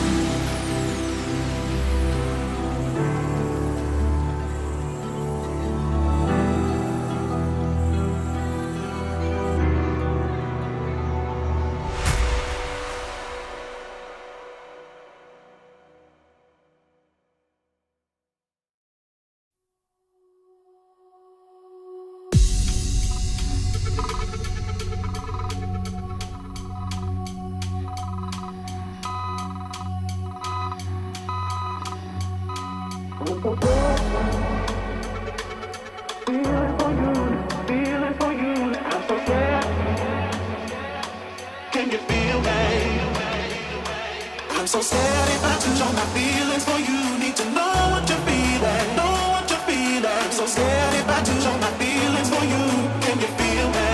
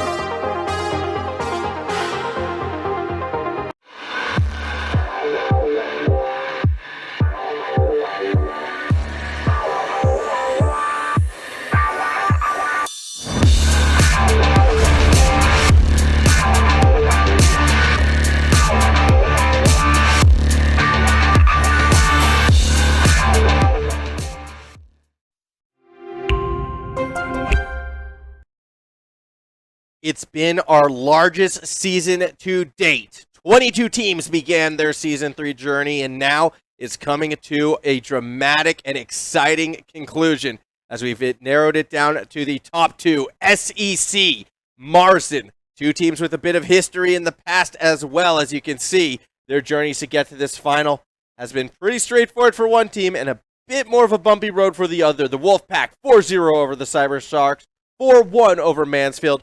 Now in this grand final, they are poised to take themselves a second championship after winning our sort of state event that happened previously in the year.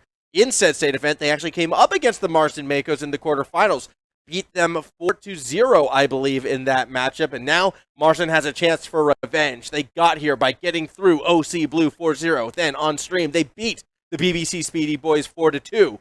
Do they have what's in them to pull off what would be a pretty monumental upset and return to their winning ways? Last year, we saw this team, I believe, take not one, but two titles in this event, and it was a great run that they had. Granted, the lineup now does look a little bit different, and the Wolfpack, well, they're kind of searching for their first HSL League victory in this game today. St. Edmunds taking on the Marsden Makos.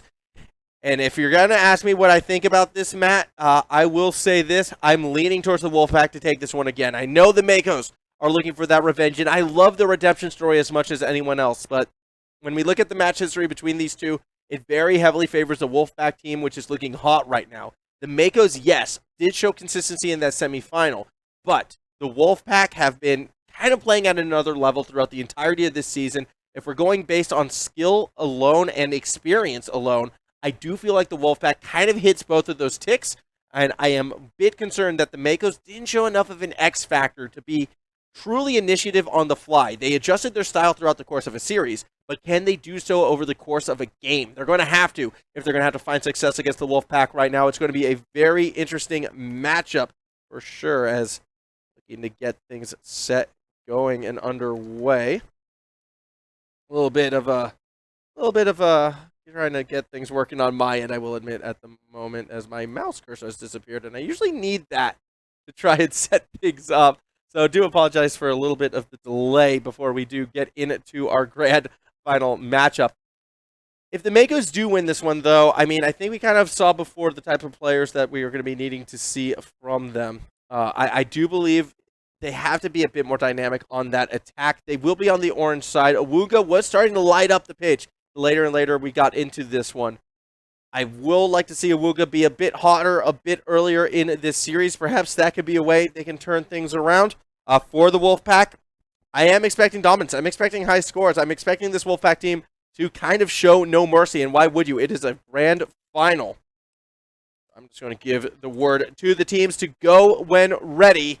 And we'll jump onto the pitch as soon as the players do as well.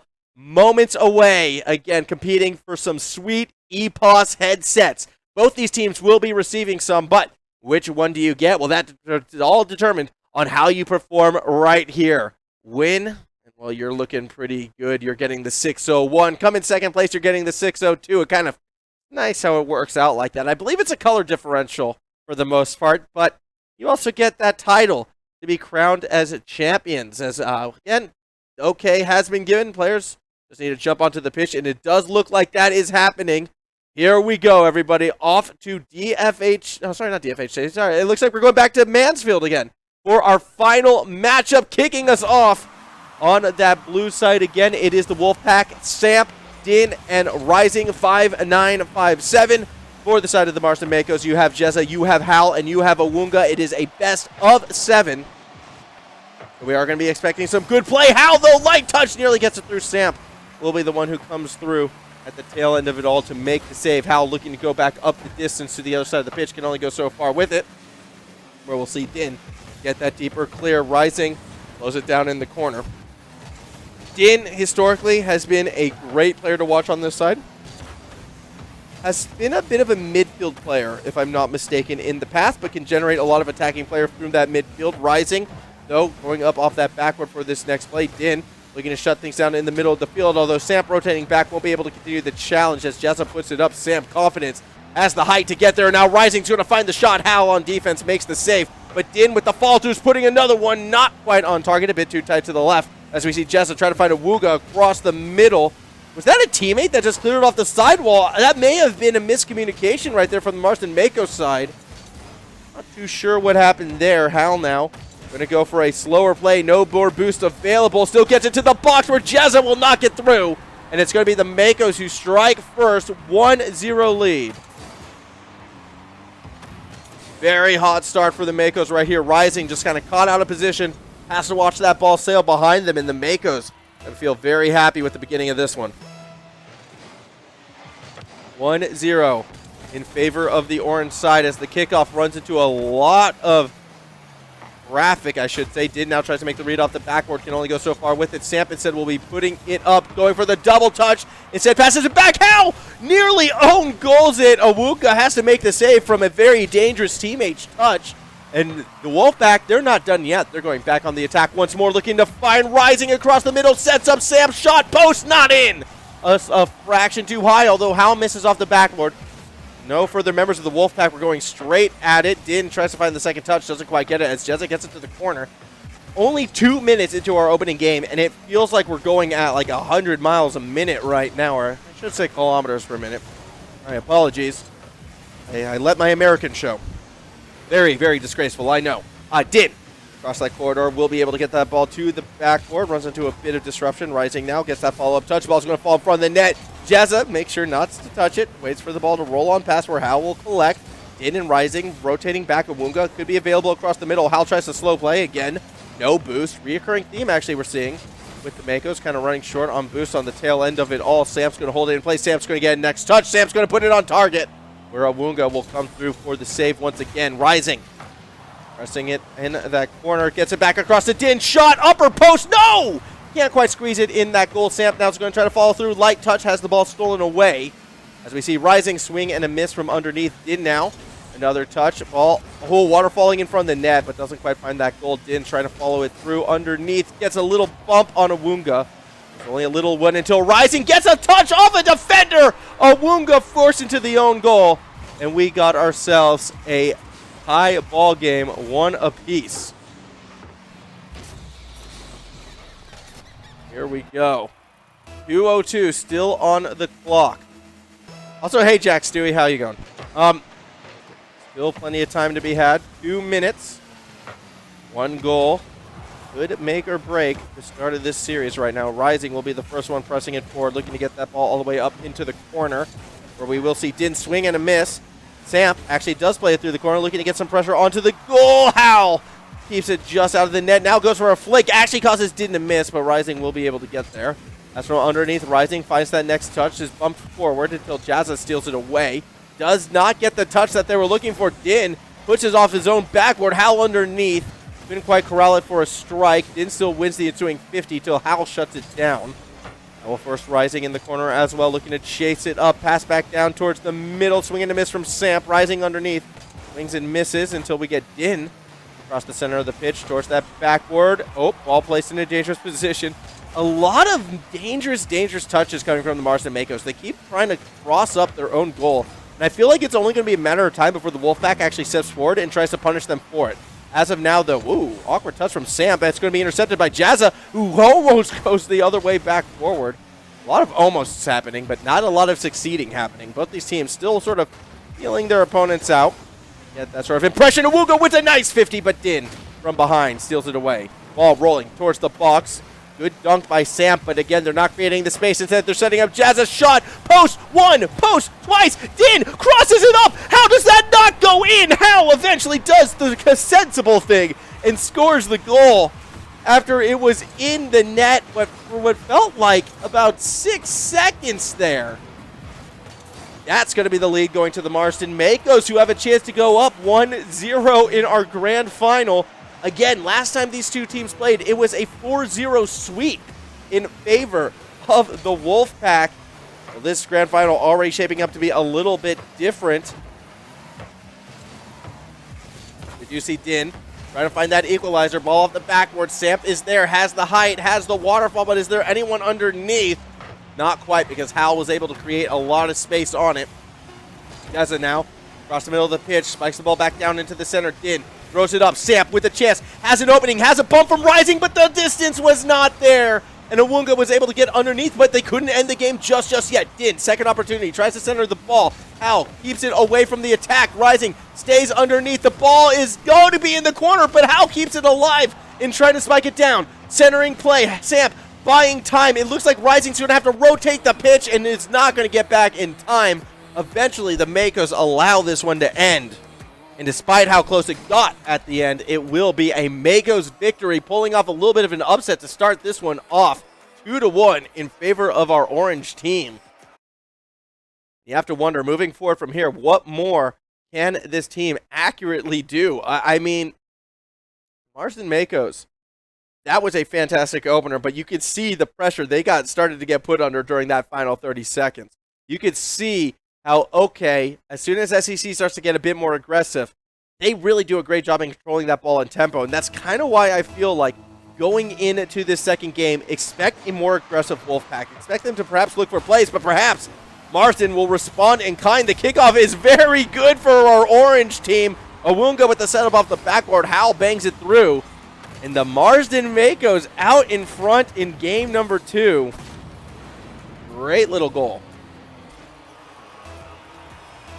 There we go, 4:55 still on the clock. Marsden Makos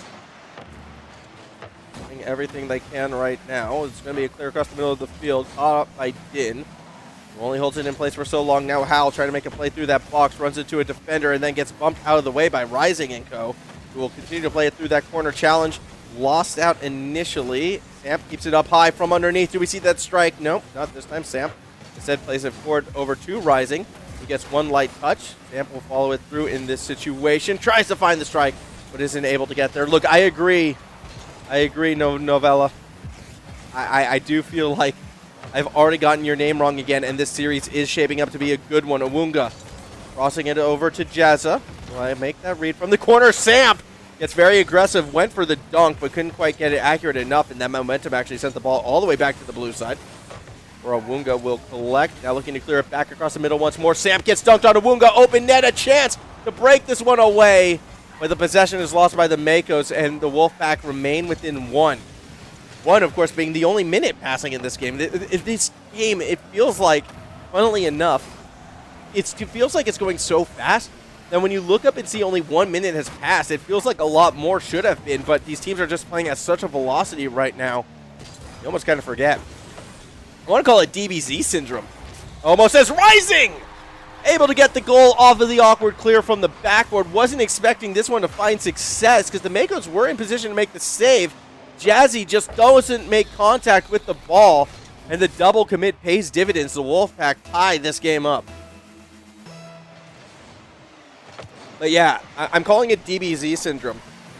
And for those of you who don't know what I mean by that, just remember in DBZ, the Frieza saga, like the first one, how the planet is going to explode in 10 minutes, and of course it takes 13 episodes. I'm getting that feeling right there. The action is just so fast, so high-paced, that it becomes episodic in terms of how much time is going through, and that's great because it feels like we get more Rocket League. Samp with the pass from above, able to down it, and that's going to be a 2-1 lead for the Wolfpack. As you see, Din just dropping it right into the box. That's going to be a goal, 2-1. Now in favor of the Wolfpack, their first lead of the series coming in this second game. A bit unusual for the favorites who have not dropped a match this entire season. Maybe they are starting to get their groove on. Maybe they are starting to feel that momentum in that blue side favor. It will be Rising, trying to get that ball to the backboard. Only goes so far with it. Now Awunga up the other way. Well, maybe they were feeling their groove a little bit too much because that's going to be a overcommit. Not a chance at all to seal that one away from Awunga. We're now at a tie ball game, 2 apiece. The Makos, if they go up 2-0 in this series, things become very, very interesting indeed. I think that is something we are definitely going to be looking out for. We try to find that strike from underneath. Instead, it will be that clear out of the box. Ball gets held in place momentarily. It will be Samp instead from the corner. Pass back towards the middle where Rising gets a light touch over to Samp. Hal on defense. Tries to clear it across the middle. Gets some space, but not as much as I believe they were initially looking for. Shot coming from Hal is not quite on target this time around. Samp now out of the corner. able to clear it all the way across over to Jezza, who will make that midfield read. Din gets bumped off of the play, but Hal will keep things held up high. Both teams looking for that major go-ahead goal. It's going to be a massive one, and Jezza might have the chance. It's a triple commit on defense. Where's the midfield player? Awunga tried to get there, but couldn't quite get there in time, and the goal might go the other way. Jezza slows it down and gets it to the safety of the corner. Still, high ball game. Still 2 minutes apiece, or 2 points apiece, I should say, with 2 minutes left. It's all coming together right now here in game number 2. Shot from Rising. Actually, it's going to go in! How is Rising getting these angles again and again? As we watch this one once more, enough power, lower part of the post, and it just bounces ever so slightly into the net, 27 kilometers per hour, but a huge 3-2 lead in favor of the Wolfpack with under 2 minutes to go. Looking to tie this series right back up. Samp looking to clear it across. Ball does get played off the backward. We're in. We'll have to make the read from midfield. Awunga looking to punish, throwing it back down to Hal. Strike into the corner and not on target. Thought Hal was going to be taking a shot right there. I think SEC did as well. So perhaps that's why the shot wasn't taken. However, when you're down by a goal, you cannot afford to lose possession like that, going for sort of these more unique plays, as we do see Awunga now. Waterfalling it back down. Marston's going to look for that strike. Jezza crosses them up, and Awunga cannot quite find that pass. They got the ball behind the defense, but they were unable to finish the play as we nearly go back up the other way. 1:10 still to go in only our second game. And yeah, I kind of need to remind ourselves, hold on, this is a best of 7. This series isn't being won right here, but Jezza still always is able to sneak one through. It just would be so huge for the Makos to find a game, and now they might get that goal. Hal with the cross-up does tie us up. 52 seconds still left on the clock.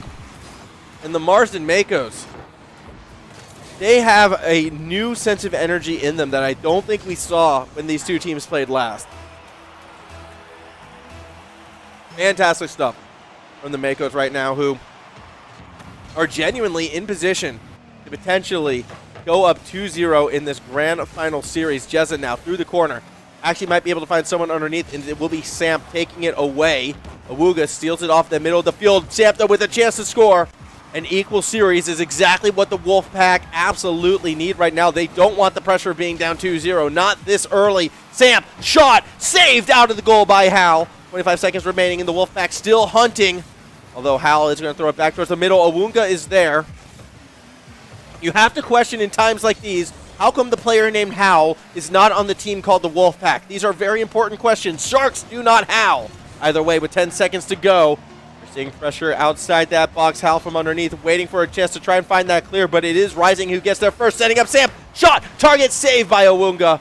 0-second goal put off for now. Din keeps the ball alive. We've seen one 0-second play extended before by the Wolfpack. They're going to try to do it again. Crossing back up towards the middle of the pitch. Shot from Rising goes a little bit wide to the right. And we go to our first overtime of the grand final, tied at 3 apiece. Kickoff goes in favor of Rising. Ball bouncing towards the net. Samp. This is out on that challenge to Awunga. Jezza waiting underneath, unable to get to it. You see Din right across that middle of the pitch. Bumped off by Awunga. Samp now with the chance, throwing it across over to Rising, who gets one touch. Has the ball intercepted away. 23 seconds into this overtime, and it has been all Wolfpack thus far, looking for that equalizing goal, looking for their first game of this grand final, but now the breakaway is going the other way. Awunga looking to get there first. It might be Jezza. Instead, it does not matter. It is a Mako player scoring the goal. Give the credit to Jezza and give the series a 2-0 lead. The Marsden Makos out in front. And this is where things get interesting. The Wolfpack, with all the momentum behind them coming into the day, are being challenged for the first time in this event. And I'm not just talking about on the day. I'm talking about nearly of the year since we've seen them competing in these HSL leagues, be it state or nationals. This is the first time we are seeing SEC really put under the pump. And now, with essentially only realistically, if they were to win out, okay, I suppose you could say there's 5 games left to really turn things around. Maybe 6. I'm not too sure. No, it'd be 5. I don't know why I'm thinking 6. Yeah, they have 5 games left. They have to win 4 out of 5 games. Like put that into consideration. That is literally what they need to do in this situation. Win 4 out of 5 games, and that is how come the 2-0 advantage is so massive. Because being asked to win 4 out of 5 is tough, and the momentum definitely working against them right now. The Marsden Makos have been playing so well, it feels like. We'll wait to see what they can do. Wunga has that ball jammed up in the corner, at least for the time being. Now we'll be able to follow it up through that corner. Gets one touch, looking for the second, but doesn't have the read on the Rising Clear, who actually found themselves. I thought Rising was looking for Din. Din instead is going to try to find a pass over to Samp, and that's the one that gets intercepted. Hal following up all the way through that corner. Now a little bit of a possession game. Tries to find that redirect. Throws it back to Jezza. That shot a bit too high, but a chance for a redirect shot, and in Rising overcommits. Not expecting the more delicate touch. Jezza, that delicate touch also comes from the fact that Jezza was just trying to make sure they found an accurate one. So a best of both worlds situation for the Marsden Makos. They go up 1-0 in game number 3. Little sippy sip of the water right now. Marsden Makos putting forth a fantastic performance, but so too can the Wolfpack. Defensive touch, though, does keep rising off balance. Now Awuga, a chance to clear from the corner. He's going to create a fair bit of space with it. Gets the touch. Din has the read, crossing it back over to Samp, who throws it down to Rising. That was going to be a shot. Instead, it's a setup for Din, who's saved by Awuga. Samp can't make contact, and Hal gets it to the safety of the corner. Oh, the Wolfpack attacks are so dangerous. You can sort of see how they set it up. And with each touch, they have 2 options, it feels like, on these attacks. They can either take the shot, or they have a teammate they can throw it to. The rotation play has been clean. The issue has been when it's come time to actually take the shot, the Wolfpack has either hesitated and gone for the pass, or just have straight up missed sort of these scoring opportunities. It's been a little bit unfortunate for the Wolfpack. They seem a little off balance at the very end of these very complex plays. And I wonder, is there a world where they can simplify their approaches and perhaps find more success? I wouldn't mind some straight shots on target, perhaps, especially like right now out of Din, who just isn't able to get to the ball fast enough. Rising, though, will keep one up and high. Actually, gets cleared to the side. Now Jezza with a chance for a clear. Keeps it along the wall. Another touch up from Awunga. Jezza underneath. Unable to quite follow this one through, and that's going to lead us back up the other way where Din was leading the charge. Good looking pass, but Rising's shot is saved by Hal. And I feel like this is a case of Marsden having learned how to play against the Wolfpack, because they are doing such a good job in being proactive in stopping a lot of these setups as well. That deep clear, though, is going to be dangerous. Hal keeps it high. Samp in position. Huge demo. And a huge touch from Awunga. Back up the other way. Din needs to make a clutch save and does so. Still, though, Marsden just constantly having answers for the Wolfpack is not something we have seen. And I really need to emphasize that point. Like, this is the first time we've seen a team really step forward and challenge the Wolfpack in terms of their positioning on the setups. Because, as we've seen, like the Wolfpack, they have very complex setups. What a save! How? How does Hal get underneath that one? Oh my goodness, this is a team just on a warpath to win. Another touch, and this one will get followed through eventually. Something had to break. As you can see right there, Hal, that was a very risky clear. Actually, there was nowhere safe for Hal to go with that ball. A bit of a good pressure and a good positioning play from the Wolfpack to set that one up.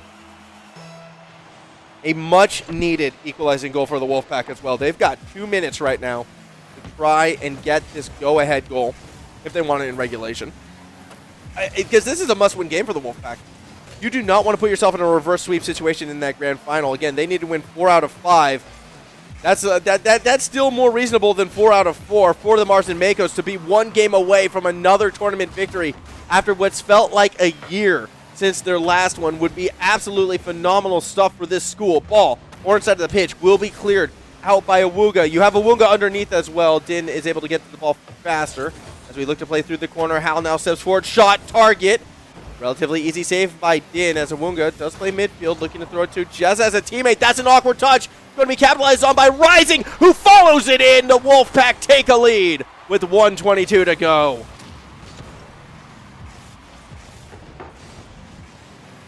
Very risky touch by Jezza right there. I mean, there was just unfortunately no one for Marsden in the middle of the field able to follow it up, and the Wolfpack, they've got to be feeling a bit of a relief with this go-ahead goal right now. 1:20 remaining. They obviously are going to want to finish this one out. Makos, though, they have time. They have time to put another one through, especially if they can keep the defense off balance, although that's a way too far off balance. In fact, that's all the way back to the orange side. A chance for the 2-goal lead is shut down by Awunga. It was a powerful strike by Din. Awunga even follows it up as well. Now Jezza with a chance to put something towards the middle. They don't turn it into a shot. Samp now pass back to Din, swing and a miss. Din tries to follow it up themselves, going corner to corner, stealing away that boost. That's going to force Awunga into a rough situation. Samp going to try to play setup, ball off that backward. Din doesn't like the look, instead gives the space to Hal, who tries to go for the solo dribble across the middle. Easy read as Rising keeps the pressure moving forward. 30 seconds still to go. Wolfpack a bit of a path right here to a much-needed victory. Ball still in the corner. Awunga gets a touch. Looks for that follow-up along the corridor. Ball across the middle. Jezza with a chance. Won't be able to get there in time. 18 seconds remaining. Last attack for the Makos. You have to believe it. Ball's going to fall in front of the net, but Samp steals it away. And off of that triple commit, no one from the Makos are going to be in position to find that goal. In fact, Samp's going to take it back the other way, missing the open net. Hold on. Awunga's going to find a clear. The ball gets behind Din. You've got two attackers in the corner waiting for it. Samp throwing it back. Din fakes it, but Hal is there. Ball bouncing towards the net. Does hit the ground in the box. And the Wolfpack survive a last-second flurry after a missed open net. The Wolfpack now 1-2 in the series. Very much still in this one. Again, they got to win 3 out of 4, but if they take this next game, all of a sudden, things are going to be very interesting indeed. No clean sweeps in our grand final. I think that's the important thing to remember as we get ready to go into our 4th game in this best of 7. It's just back and forth, and I would love to get into the analytics. I love to break down who's doing what and why, but the season's come and gone for that. At this stage, it doesn't matter as much as the pure Rocket League that we are seeing on the pitch, and that's going to be the focus from this point out, I feel. We're just going to be calling action, pure play-by-play, I feel, to the end, because I can feel the excitement. It's flowing through me like the blood in my veins. We are just going to have ourselves a crazy finale. I can tell already. Season 3, let's go. How? We're going to play off that sidewall. We'll follow it up deep, clear. Will be caught by Rising momentarily. Hal can't quite get that touch. Now we start to push it back up that other side. Again, Jezza looking for forward passes up to Awunga. That seems to be the go right now. And Awunga, who had been playing actually third man, it feels like, for a majority of the semifinal and this final, now starting to be very much more aggressive and playing a lot further forward. I'm curious if that's going to be a recurring theme for Marston as they look to adjust. Awunga has the ball momentarily. Now back towards the middle. Din shot. Pretty easy save by Hal. First 45 seconds of play so far in this game. Nothing too crazy yet. Hal still looking for a late reset. Unable to get it this time around. Awunga keeps the pressure moving forward. Actually gets that second touch off the backward. Back to Hal, who's going to slow it up. Goes for the dribble. Read by Rising. 4 minutes left.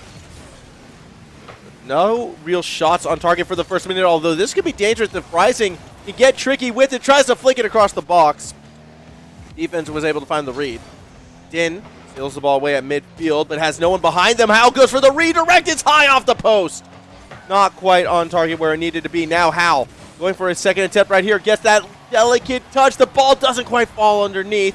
Another fall through attempts not able to be found. Jezza instead will corral it. Push it up towards the corner. This will set up Awunga perhaps, who swings and misses against Samp. Hal falling back. Has to make a delicate read. Keeps that ball held in the corner. Now Hal trying to follow it through. Gets that next touch to create a bit more space from underneath. Moving up the field, crossing it up. We'll go corner to corner. Awunga looking to throw things back down, but doesn't find the read that they necessarily need. Jazzy from underneath, putting it up. Din feeling a bit backflip.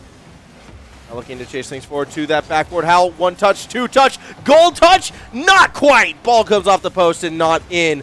Missed opportunity for the Makos perhaps as we continue to play on a knife's edge realistically for each of these sides. Rising, looking for the pass across the middle. Samp is there, and the Wolfpack take a 1-0 lead. Just watch Samp have that read, waits for the back pass, finds it, and downs it. Great goal. Great goal. Great lead. The Wolfpack 1-0. Still a lot of time on this clock as Awunga, who didn't really get that follow-up touch that I think they were looking for right now. The Wolfpack could be in position to punish. We get a demo. We get a clear back towards the middle. Samp off that backward. Doesn't find anyone underneath as the ball gets cleared all the way back up the other way. Hal waiting patiently for something to happen. Going to go for the dribble, gets challenged by Rising and loses out from underneath. Din goes for the touch, but quite follow it up quite yet. Rising now. Actually, he's going to be looking to play across the pitch. This could be a shot attempt. Hal does just enough to keep Rising away. You see Hal maintain possession briefly. Samp over the top, and nice. That's not even a dunk. That's just led into an interception, almost to a pass. Oh, but Rising, an unforced error, nearly led to a quick counterattack from the Marsden side. Marsden has not been shut out in any game yet, might I add. 2 minutes left, still looking for their first goal in game number 4. See some play through the corner. Awunga goes up, but does not come down with it. Hal from underneath creates a little bit of pressure. Rising. Oh, wins out on the challenge as well. Jezza now with the chance. Ball off the roof. Please fall in. Not quite. Oh, Marsden really wanted that equalizer, but the Wolfpack are just too dominant. Open net, and the Wolfpack put it in. 2-0 lead. And with a minute 34 remaining, the Wolfpack are in prime position to tie this series up. It was a slow start for the blue side, but they are now in form. The counterattacks have been key for the Wolfpack, it feels like. They're starting to break their way back into this one. Din steals some boost, throwing it over to Sam. Hal, though, should have the read. It's a miss!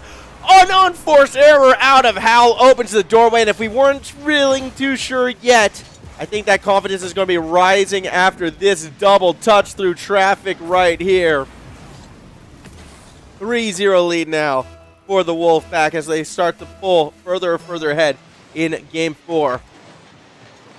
Will shouting Din, chips, and nuggets as SEC wins? Yo, if that's not motivation, I don't know what is. All right, that's a pretty big one. Chips and nuggies, definitely worth fighting for here. As we approach our final minute of game number 4, it is looking like the Wolfpack are going to be winning this one out. As we do see another shot towards the net. Rising. Have to play a bit of backboard defense just to get things out of the dangerous situation. That's not going to work. Hal posting in. And we kind of hold our celebration perhaps for a little bit longer for the Wolfpack. 51 seconds, 3-1 scoreline. Still a 2-point differential. But that defense, when forced to play off the backboard and in the back corners, can struggle at times. It's just going to be up to the Makos to make sure that they can continue to press forward, continue to keep the Wolfpack on that back foot. Take off from Hal. Oh, nearly goes in. Follow up from Awuga. Also nearly goes in. Both of them coming up a bit short at the tail end of it all, as now we see Jezza going for a pass across to Awuga. Intercepted by Din, but Hal is there. Crossing up the field. Ball off that side wall. No solid contact being made by anyone. Really, Sam straight down the center. Jezza will steal it away, but with 30 seconds remaining, 2 goals required. Unless this attack bears points, I don't see a world where the Makos win this game. We almost got it. Hal got dangerously close, but I don't think it's happening. No comeback here in game number 4, just domination from the Wolfpack. They're going to be taking this game. They are going to be equalizing this series, and well, they almost got another goal to add to it. Rising so good at these strikes from above. That will take us to game 5, tied up 2 apiece. Final scoreline in this one will be 3-1. The Wolfpack playing some fantastic-looking Rocket League, and this was much more the Wolfpack we were expecting to see coming into this grand final. The Makos, they may have had that hot start, yes, but that feels like so long ago at this stage. Now we're sort of sitting in a situation where we're playing a best-of-3 for a title. That's what we're doing right now. We're playing a best-of-3 for an HSL Season 3 title. A best-of-3 for those primo headsets being given away by EPOS to our winners and our runner-ups. So I guess everyone's kind of won some headsets at this stage. But look, you want the 601, right? Unless you want the 602, but you want the 601 because that means you're the champion. That's what we're playing for right now. As we have already kicked off game number 5. No champions are going to be determined at the end of this one, but we will be learning who's going to be advancing to match point. At the moment, actually, the Makos who had control, a swing and a miss from Awunga, though, gets punished by Samp, who puts another shot on target. Rising. It's actually just kind of leading the defense around, but the defense steals it away. It looks like a breakaway, but that midfield boost was missed by Hal. As a result, they're unable to follow it up in its entirety. As we go pitch to pitch right now, ball across that middle of the field. Din will make contact, passing it forward to Samp. tries to stay with it, gets a 2v1 to go in their favor. Hal has to rotate through as the third member. Did get a bit of a clear. Plenty of time still in our fifth game. 1 minute in, no goal to be scored, so we could be seeing another low-scoring affair. Awunga tries to get that first bit of pressure in.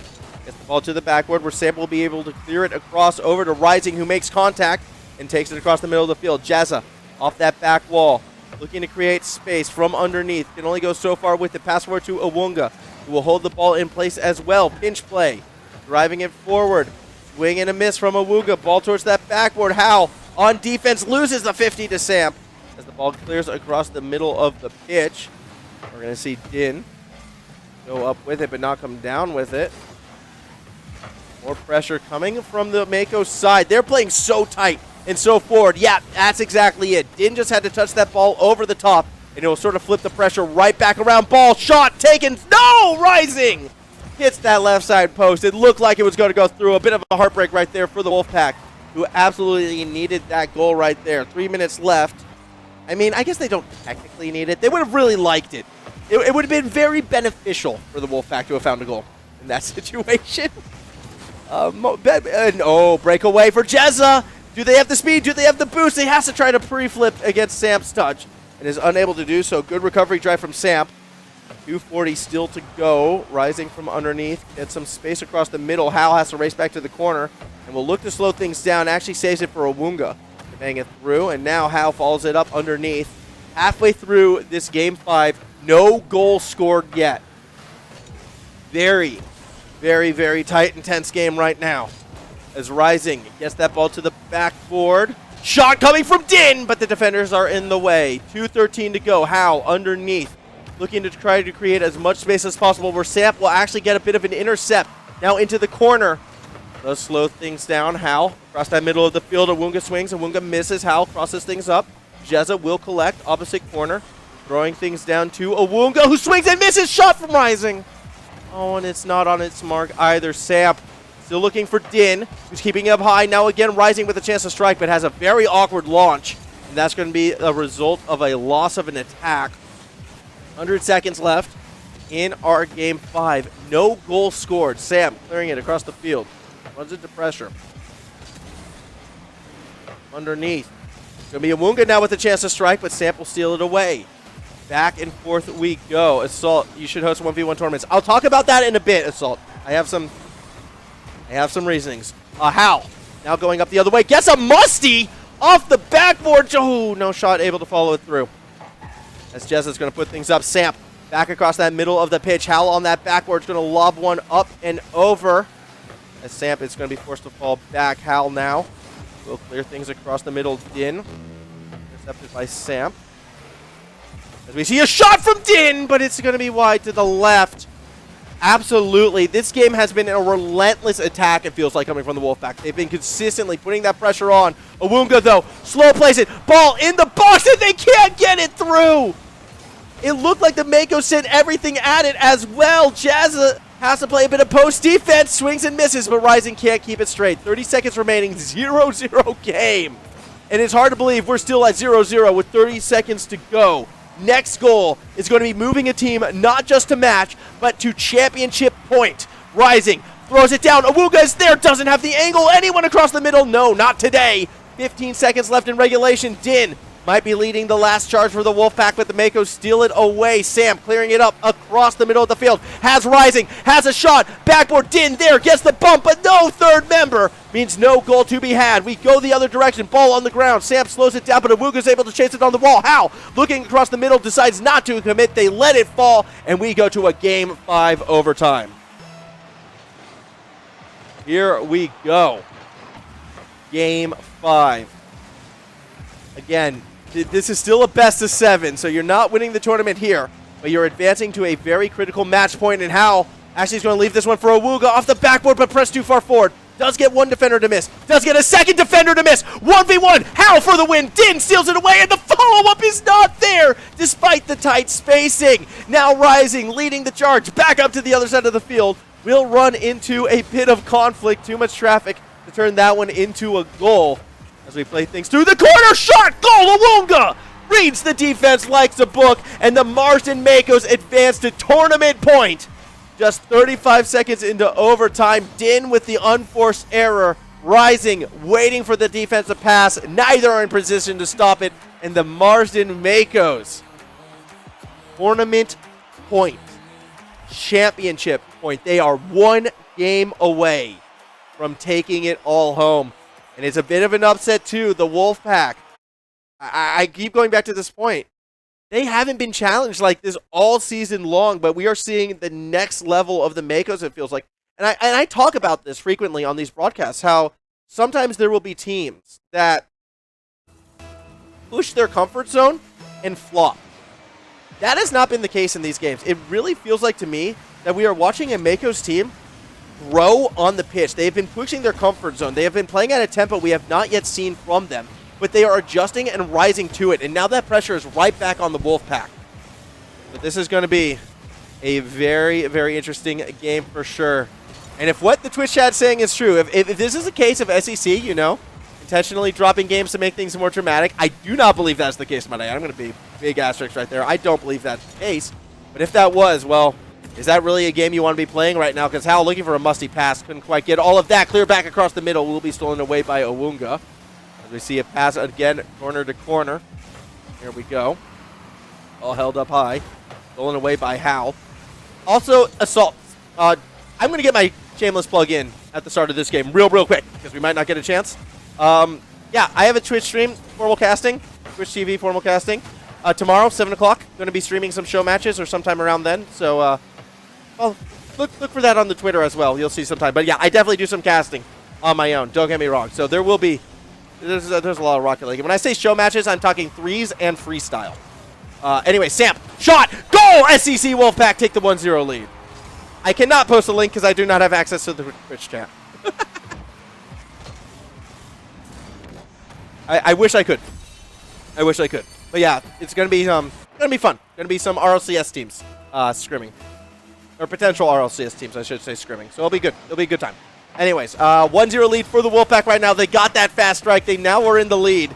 And perhaps there's some validity to the notion that they might have been holding back, is the term I want to use, waiting to unleash their true power level. Right now, they're looking for passes back. Samp has a lot of space to work with, doesn't even need that boost, wants to play off the ceiling. No one can make contact with it. In fact, the ball is like a magnet. Everyone's sort of staying away, being repelled from it. Eventually, Hal will find that pass to Owunga, who's going to go for the flick. 2 defenders miss. Samp crossing it up. Jazzy and Hal on that side of the field. It's going to be up to Hal to find the clear. Hal versus Samp. Samp wins out. Owunga back on defense. Will push it to the safety of the corner, but they're going to need to create a bit more space. As Din is able to get through that corner. Hal plays it out. Formal casting on Twitch and Twitter. Jazzy, that's for assault. He's asking. Formal casting on Twitch and Twitter. Jazza, down below. Able to clear it out. Oh, thank you, Dr. Spaceship. You're a legend. Also, you're an amazing name. There we are going to see a clear across that middle of the pitch right now. Owunga looking for that next touch, and it's off the post, not quite in. Follow-up from Hal will go through, and the Makos tie this game up. A little bit of a taste of the Wolfpack's own medicine. When they smell that blood in the water, the Makos, well, they're sharks. They attack. Able to cross up that defense, keep things up high. Big thank you for the follow as well. But yeah, Marsden absolutely looking so strong right now. 2:39 remaining, the Wolfpack. Samp going to be leading this charge. They want a quick goal, I feel like. The team definitely seems to perform better with the lead than in these neutral situations. Hal, though, doesn't have the boost to follow it up, but it's still a miss from Din. Rising. Oh, put it a bit too far in front of them. It was an awkward touch. Hal with a chance to punish, but Din too quick to the play. And an own goal! Owunga! Oh, coming off the spawn. It's so awkward, but you can see Owunga spawns, tries to make the play, and wounds up top binning it. 2-1 lead for the Wolfpack, and not the way you expect this grand final to go. Here we go. Rising, a chance to add to the lead. It's going to be saved by the defense in the goal. Double commit out, but they actually create a fair bit of distance with it. Samp holding it down the middle of the field, and it was a triple commit across the middle of the field for the Makos, actually. They are going to be able to rotate this one back. 2 minutes, though. They need to find that equalizer, or we are going to a grand final game 7. So wait, do we really want to see them score? Or do we want that grand final game 7? Let's take a step back here. I think we want that grand final game 7. I don't know. We'll see how this one plays out. Either way, I think we're going to be in for something exciting. Rising gets the demo. Dim perhaps across the middle. Won't be able to get there quite in time, so instead we'll play it off the corridor. That's an accurate setup off the roof. Goes for the second touch. Jezza able to steal this one away. Hal from underneath loses the 52. Rising opening for Samp. Shot. Goal. Samp. Opening for Samp. I said Samp. Don't quote me. Din gets the goal. 3-1 lead for the Wolfpack. Sam, absolutely great stuff right there as Din's able to put that one in. Oh, man. Here we go. 3-1, 2-goal differential, a minute 24 remaining. It is looking like the Wolfpack will be taking us to that game 7. I want to see a quick goal, preferably in the next 30 seconds or so, if we're going to believe the Makos have a chance to bring this one back. But on that back foot, on their own side of the pitch, it becomes that much more difficult. Awunga from the box, looking to clear some space. Actually creates a bit of distance right there, passing it across over to Jezza. Has an opening, one defender to beat. But Din has that read out of the box, able to clear this one out. Jezza goes up high, but does not come down with it. Backboard pass, backboard shot, Rising goal. 3-point differential in the Wolfpack, I believe, have just taken us to a game 7 with that one. 2 clean off the backboard, and the point I made back at the very start of this stream, for those of you who remember, backboard defense is going to become critical in this one, either at the start or at the end. It feels like most high school Rocket League events comes down to how well you can read that backboard. Well, that right there from the Wolfpack was a very well-read play. Jezza wins the 50 in front of the net. Will be able to clear it across midfield, passing it back. Rising tries to follow it up. Jezza, though, clears it forward. Howell is there. Woohoo! Got all of that one, Howell. Absolutely cooks this shot, 131 kilometers per hour. I think that's the fastest of the day so far, and especially since that was a ground ball. It's going to be a fantastic goal. 2-4. Makos trying to mount a little bit of a comeback. I don't know how far they're going to go with it, especially with Rising getting attacking pressure straight off that kickoff. Weak touch by Awunga and Samp. Just making sure Marsden knows, no. No. We're going to game 7. So that's where will we be going from here. 31 seconds left. Here we go. Kickoff. Going back towards Hal's direction. We'll be able to play it through that middle of the field. Din off that backboard. Tries to create some space. Hal feels the pressure to step up and challenge, but with 20 seconds remaining, a 3-goal differential. I think it's high time we start looking at our Game 7 matchup because, I mean, we're going the distance. And it's going to be an interesting one for sure. Early momentum has meant so much so far in this series. But the big thing that I'm noticing is it's when the teams get over-aggressive that they do get punished. And I know that 0-0 game was probably an anxiety-induced nightmare for each of these sides. However, that was when, at least for the Makos, that's when they looked the best, when they were able to show that reservation, when they were able to stay back and play a cool, calm, and collected game. That is when they look to be at their peak performance. However, they also still need to be sending one person forward. So I almost feel like the one person forward, 2 people back strategy is kind of more useful for them, as long as they're willing to eventually, yes, take those risks when the openings are there. Because they not only have to find ways to keep like 2 members on attack, I suppose, in order to have scoring opportunities, but they also have to play stoppage of the setups for the Wolfpack. They can't let the Wolfpacks really establish themselves as, oh my goodness, a disconnect in our Game 7 match. We're going to have a lobby remake in our Game 7 match.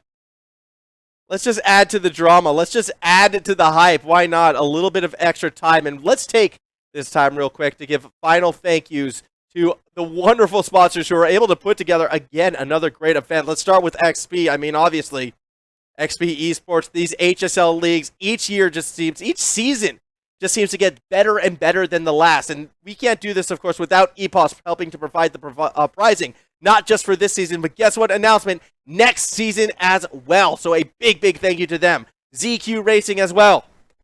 Gamer Chair, sponsor of this event. So comfy every time I'm here. And, of course, Computer Alliance for helping provide all that tech that we use on this event. It's all great, great stuff that we have available. And, You know what? I'm going to plug myself again. Twitch.tv/formalcasting. More importantly, Twitter, formalcasting. Please drop that follow. I'd like to yell at the Rocket Leagues, as well as a couple other games, but mostly the Rocket League and the League of Legends. But the Rocket League and the Overwatch. But the Rocket League. But yeah, that's neither here nor there. No. We have a Game 7 about to come through. The lobby is back up. We're going to be waiting for the players to jump back into this one. I mean, how crazy is this? Like, what goes through a player's mind when you're in Game 7, the deciding game, and your net cuts out and you're just pure panic mode? Obviously, we're going to be waiting for everyone to jump back in. Hal's actually going straight into the action. Yeah, it looks like we're going straight back into it. So, throwing back to the pitch for our final game of Season 3. Winner take all. It doesn't get much better than this, everybody. This is the one. 5 minutes on the clock. Every touch important. Every goal monumental.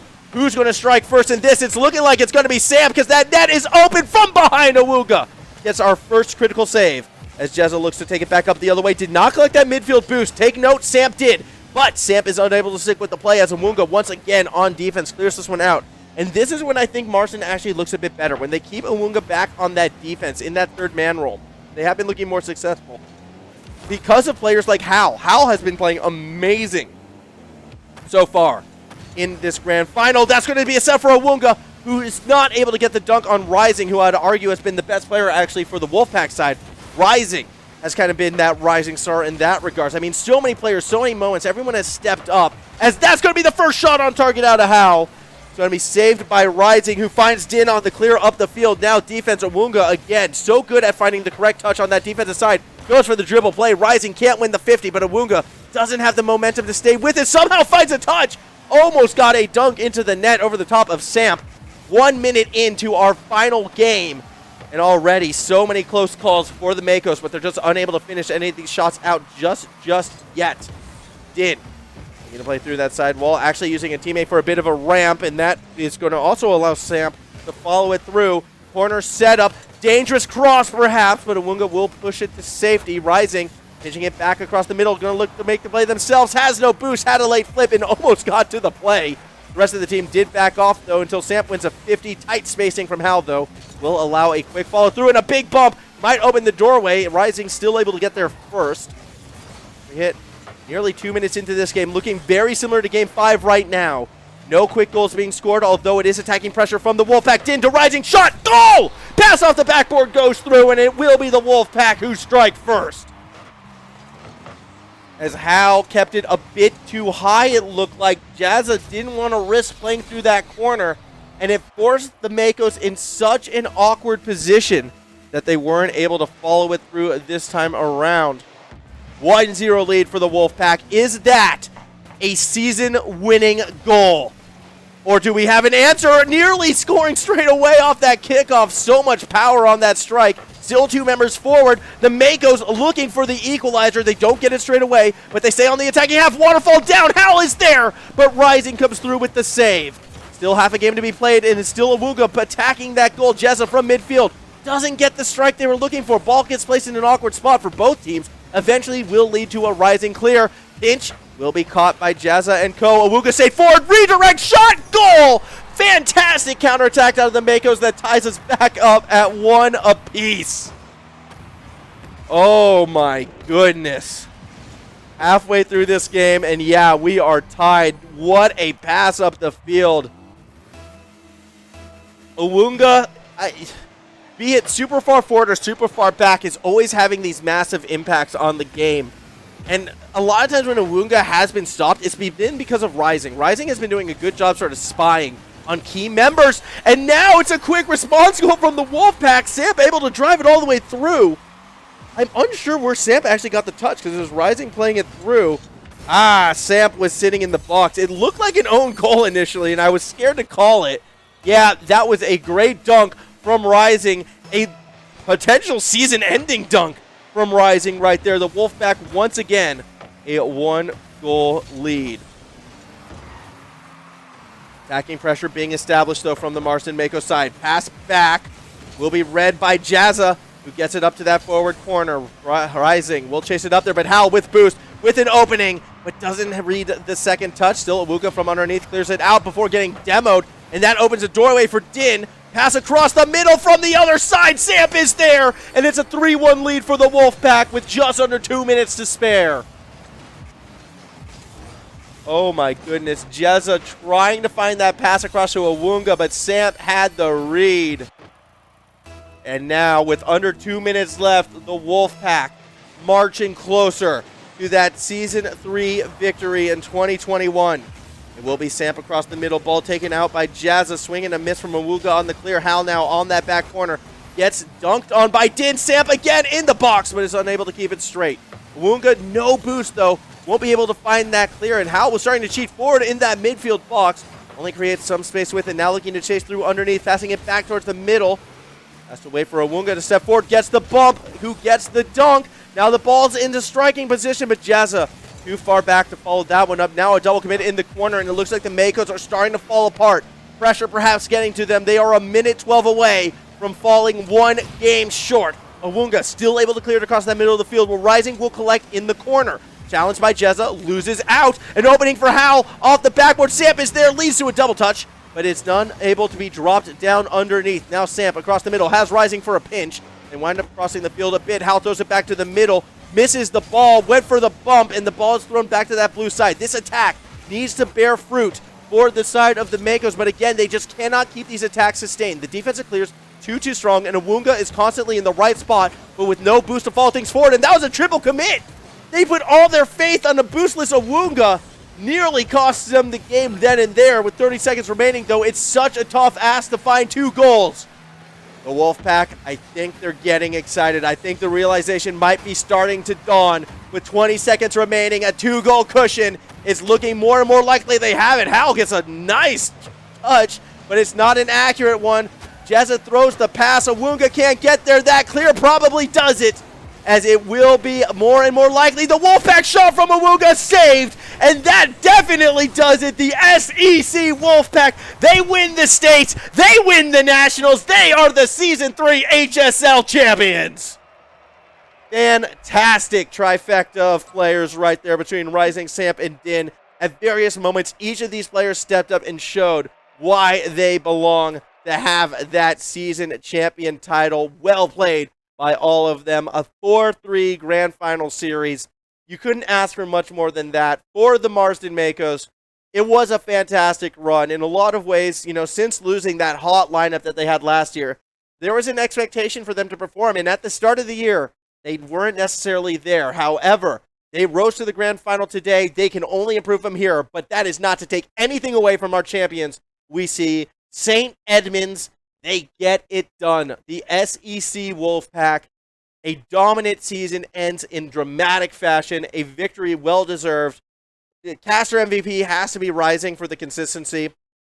Samp, though, absolutely stepping up in games 6 and 7, and Din, a constant force to be reckoned with. I mean, these three performed admirably from start to finish. Very, very deserving champions. As we take one last look at our national finals bracket, you can see only one series went the distance today. So, of course, it had to be that last one. That grand final had to be the one that goes the distance. A big thank you, though, to all the schools who participated in this event, even those from Divisions 3 and 4, the Cyber Sharks, the Taipans 1 and 2, as well as OC Blue. They had a good run against some of the big boys of the league. But for the Wolfpack, for Mansfield, for the Marsden Makos, and for the Speedy Boys, today was their day to shine. Heroes rose, some fell short. But at the end of it all, absolutely a well-deserved victory for the Wolfpack. Now, this is only Season 3. I talked about next year. I showed that fancy trophy, but here's the fun thing. We still have more Rocket League to play before next year. That's right, there still is going to be a Season 4. So, you still have time to sign up if you have not yet for Season 4 here of some HSL Rocket League at XP Esports. If you've done it before, you should still know how to. If you're interested, talk to a teacher. Check out XP Esports on Facebook, Instagram, Twitter. Get in contact through the Discord. We'll help hook you up so you can get involved in this great event. It's not just a one-off what you saw here today. No. It is a full season of play. So it is a bit of a commitment, but it is so much fun for all of these players and all of these schools competing. You learn those same important life schools and lessons that you would through traditional sports. It's been absolutely fantastic. Again, a huge thank you to EPOS as well for providing those headsets that will be going out. The GSP 601 and the GSP 602 EPOS headset. The wired one, of course, going to both our first place and second place team, respectively. Very well done to each of them. Those same prizes will be available again next season. So a huge thank you to EPOS for sponsoring this event, Computer Alliance for providing a lot of the tools that we use behind the scenes for the production, as well as XP Racing for the chairs. And if I haven't already, and you're in the Brisbane area, or, even somewhat close, check out TGG, one of the best sort of gaming hubs that you can come to, have some state-of-the-art racing sims. They're absolutely fantastic. What a treat. What a season. It's been a blast. But alas, it is time to sign off. Until next month, everybody, I have been Formal Casting, a.k.a. Maximilian von Neumann. Please look me up. Please. I do this for a living. It's always a lot of fun. That's all up to you, though. Again, XP, repping the shirt, repping the style. They've got new merch out there as well if you want to pick up some of it. That's why got the hat, got the shirts, multiple different colors. Might as well plug that. I think it looks pretty sweet, but yeah. Don't take my word for it. Take your word for it. Get it yourself and then see how you look, because I reckon you all will be rocking it. Until next month, everybody, have a good one.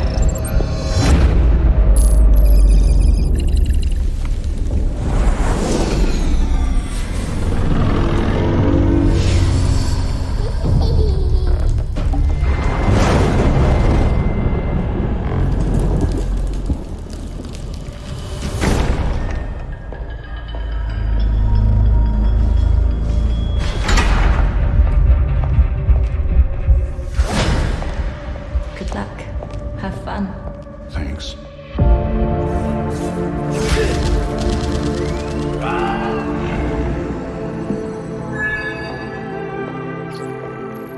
Welcome back, John. Same room?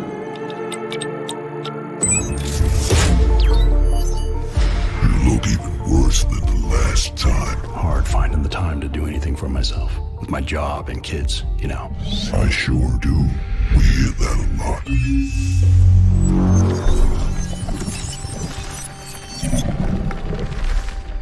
Now, just relax.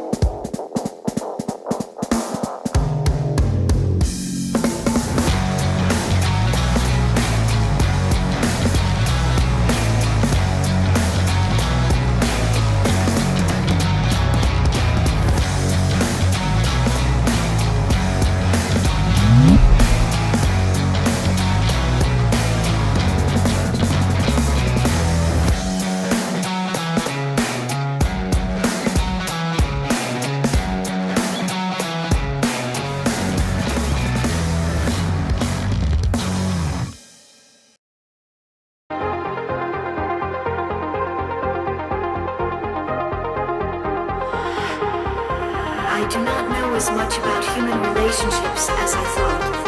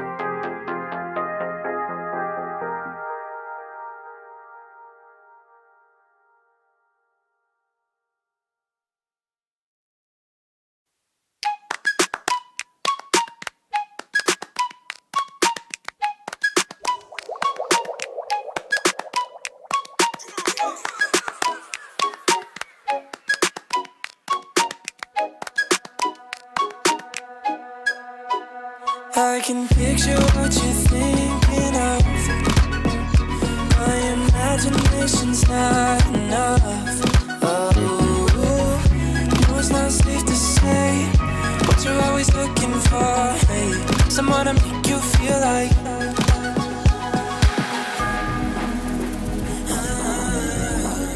Don't wanna think of all the who's that you can pick and choose for.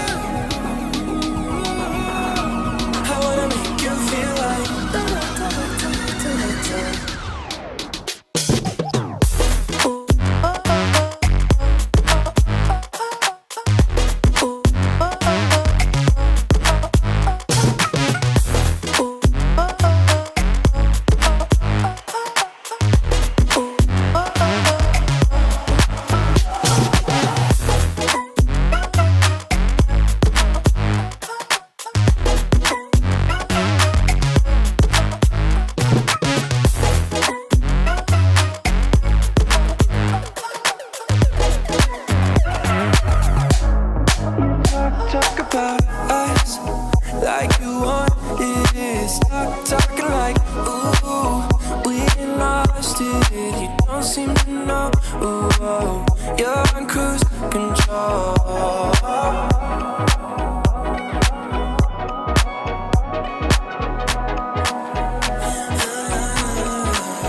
Don't wanna think of all the who's that you can pick and choose.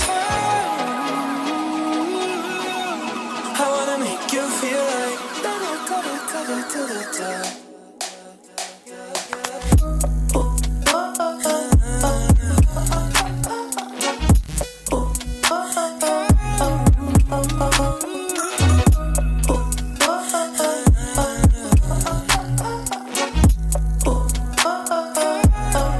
You talk about us like you want it. Talking like, ooh, we lost it. You don't seem to know, ooh, you're on cruise control.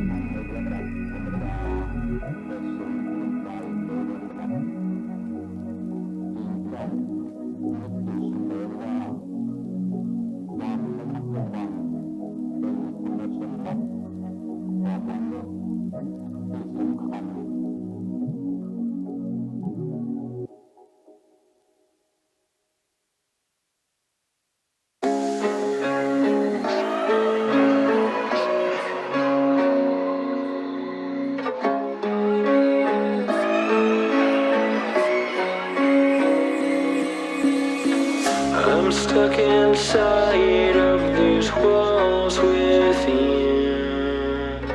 I don't recognize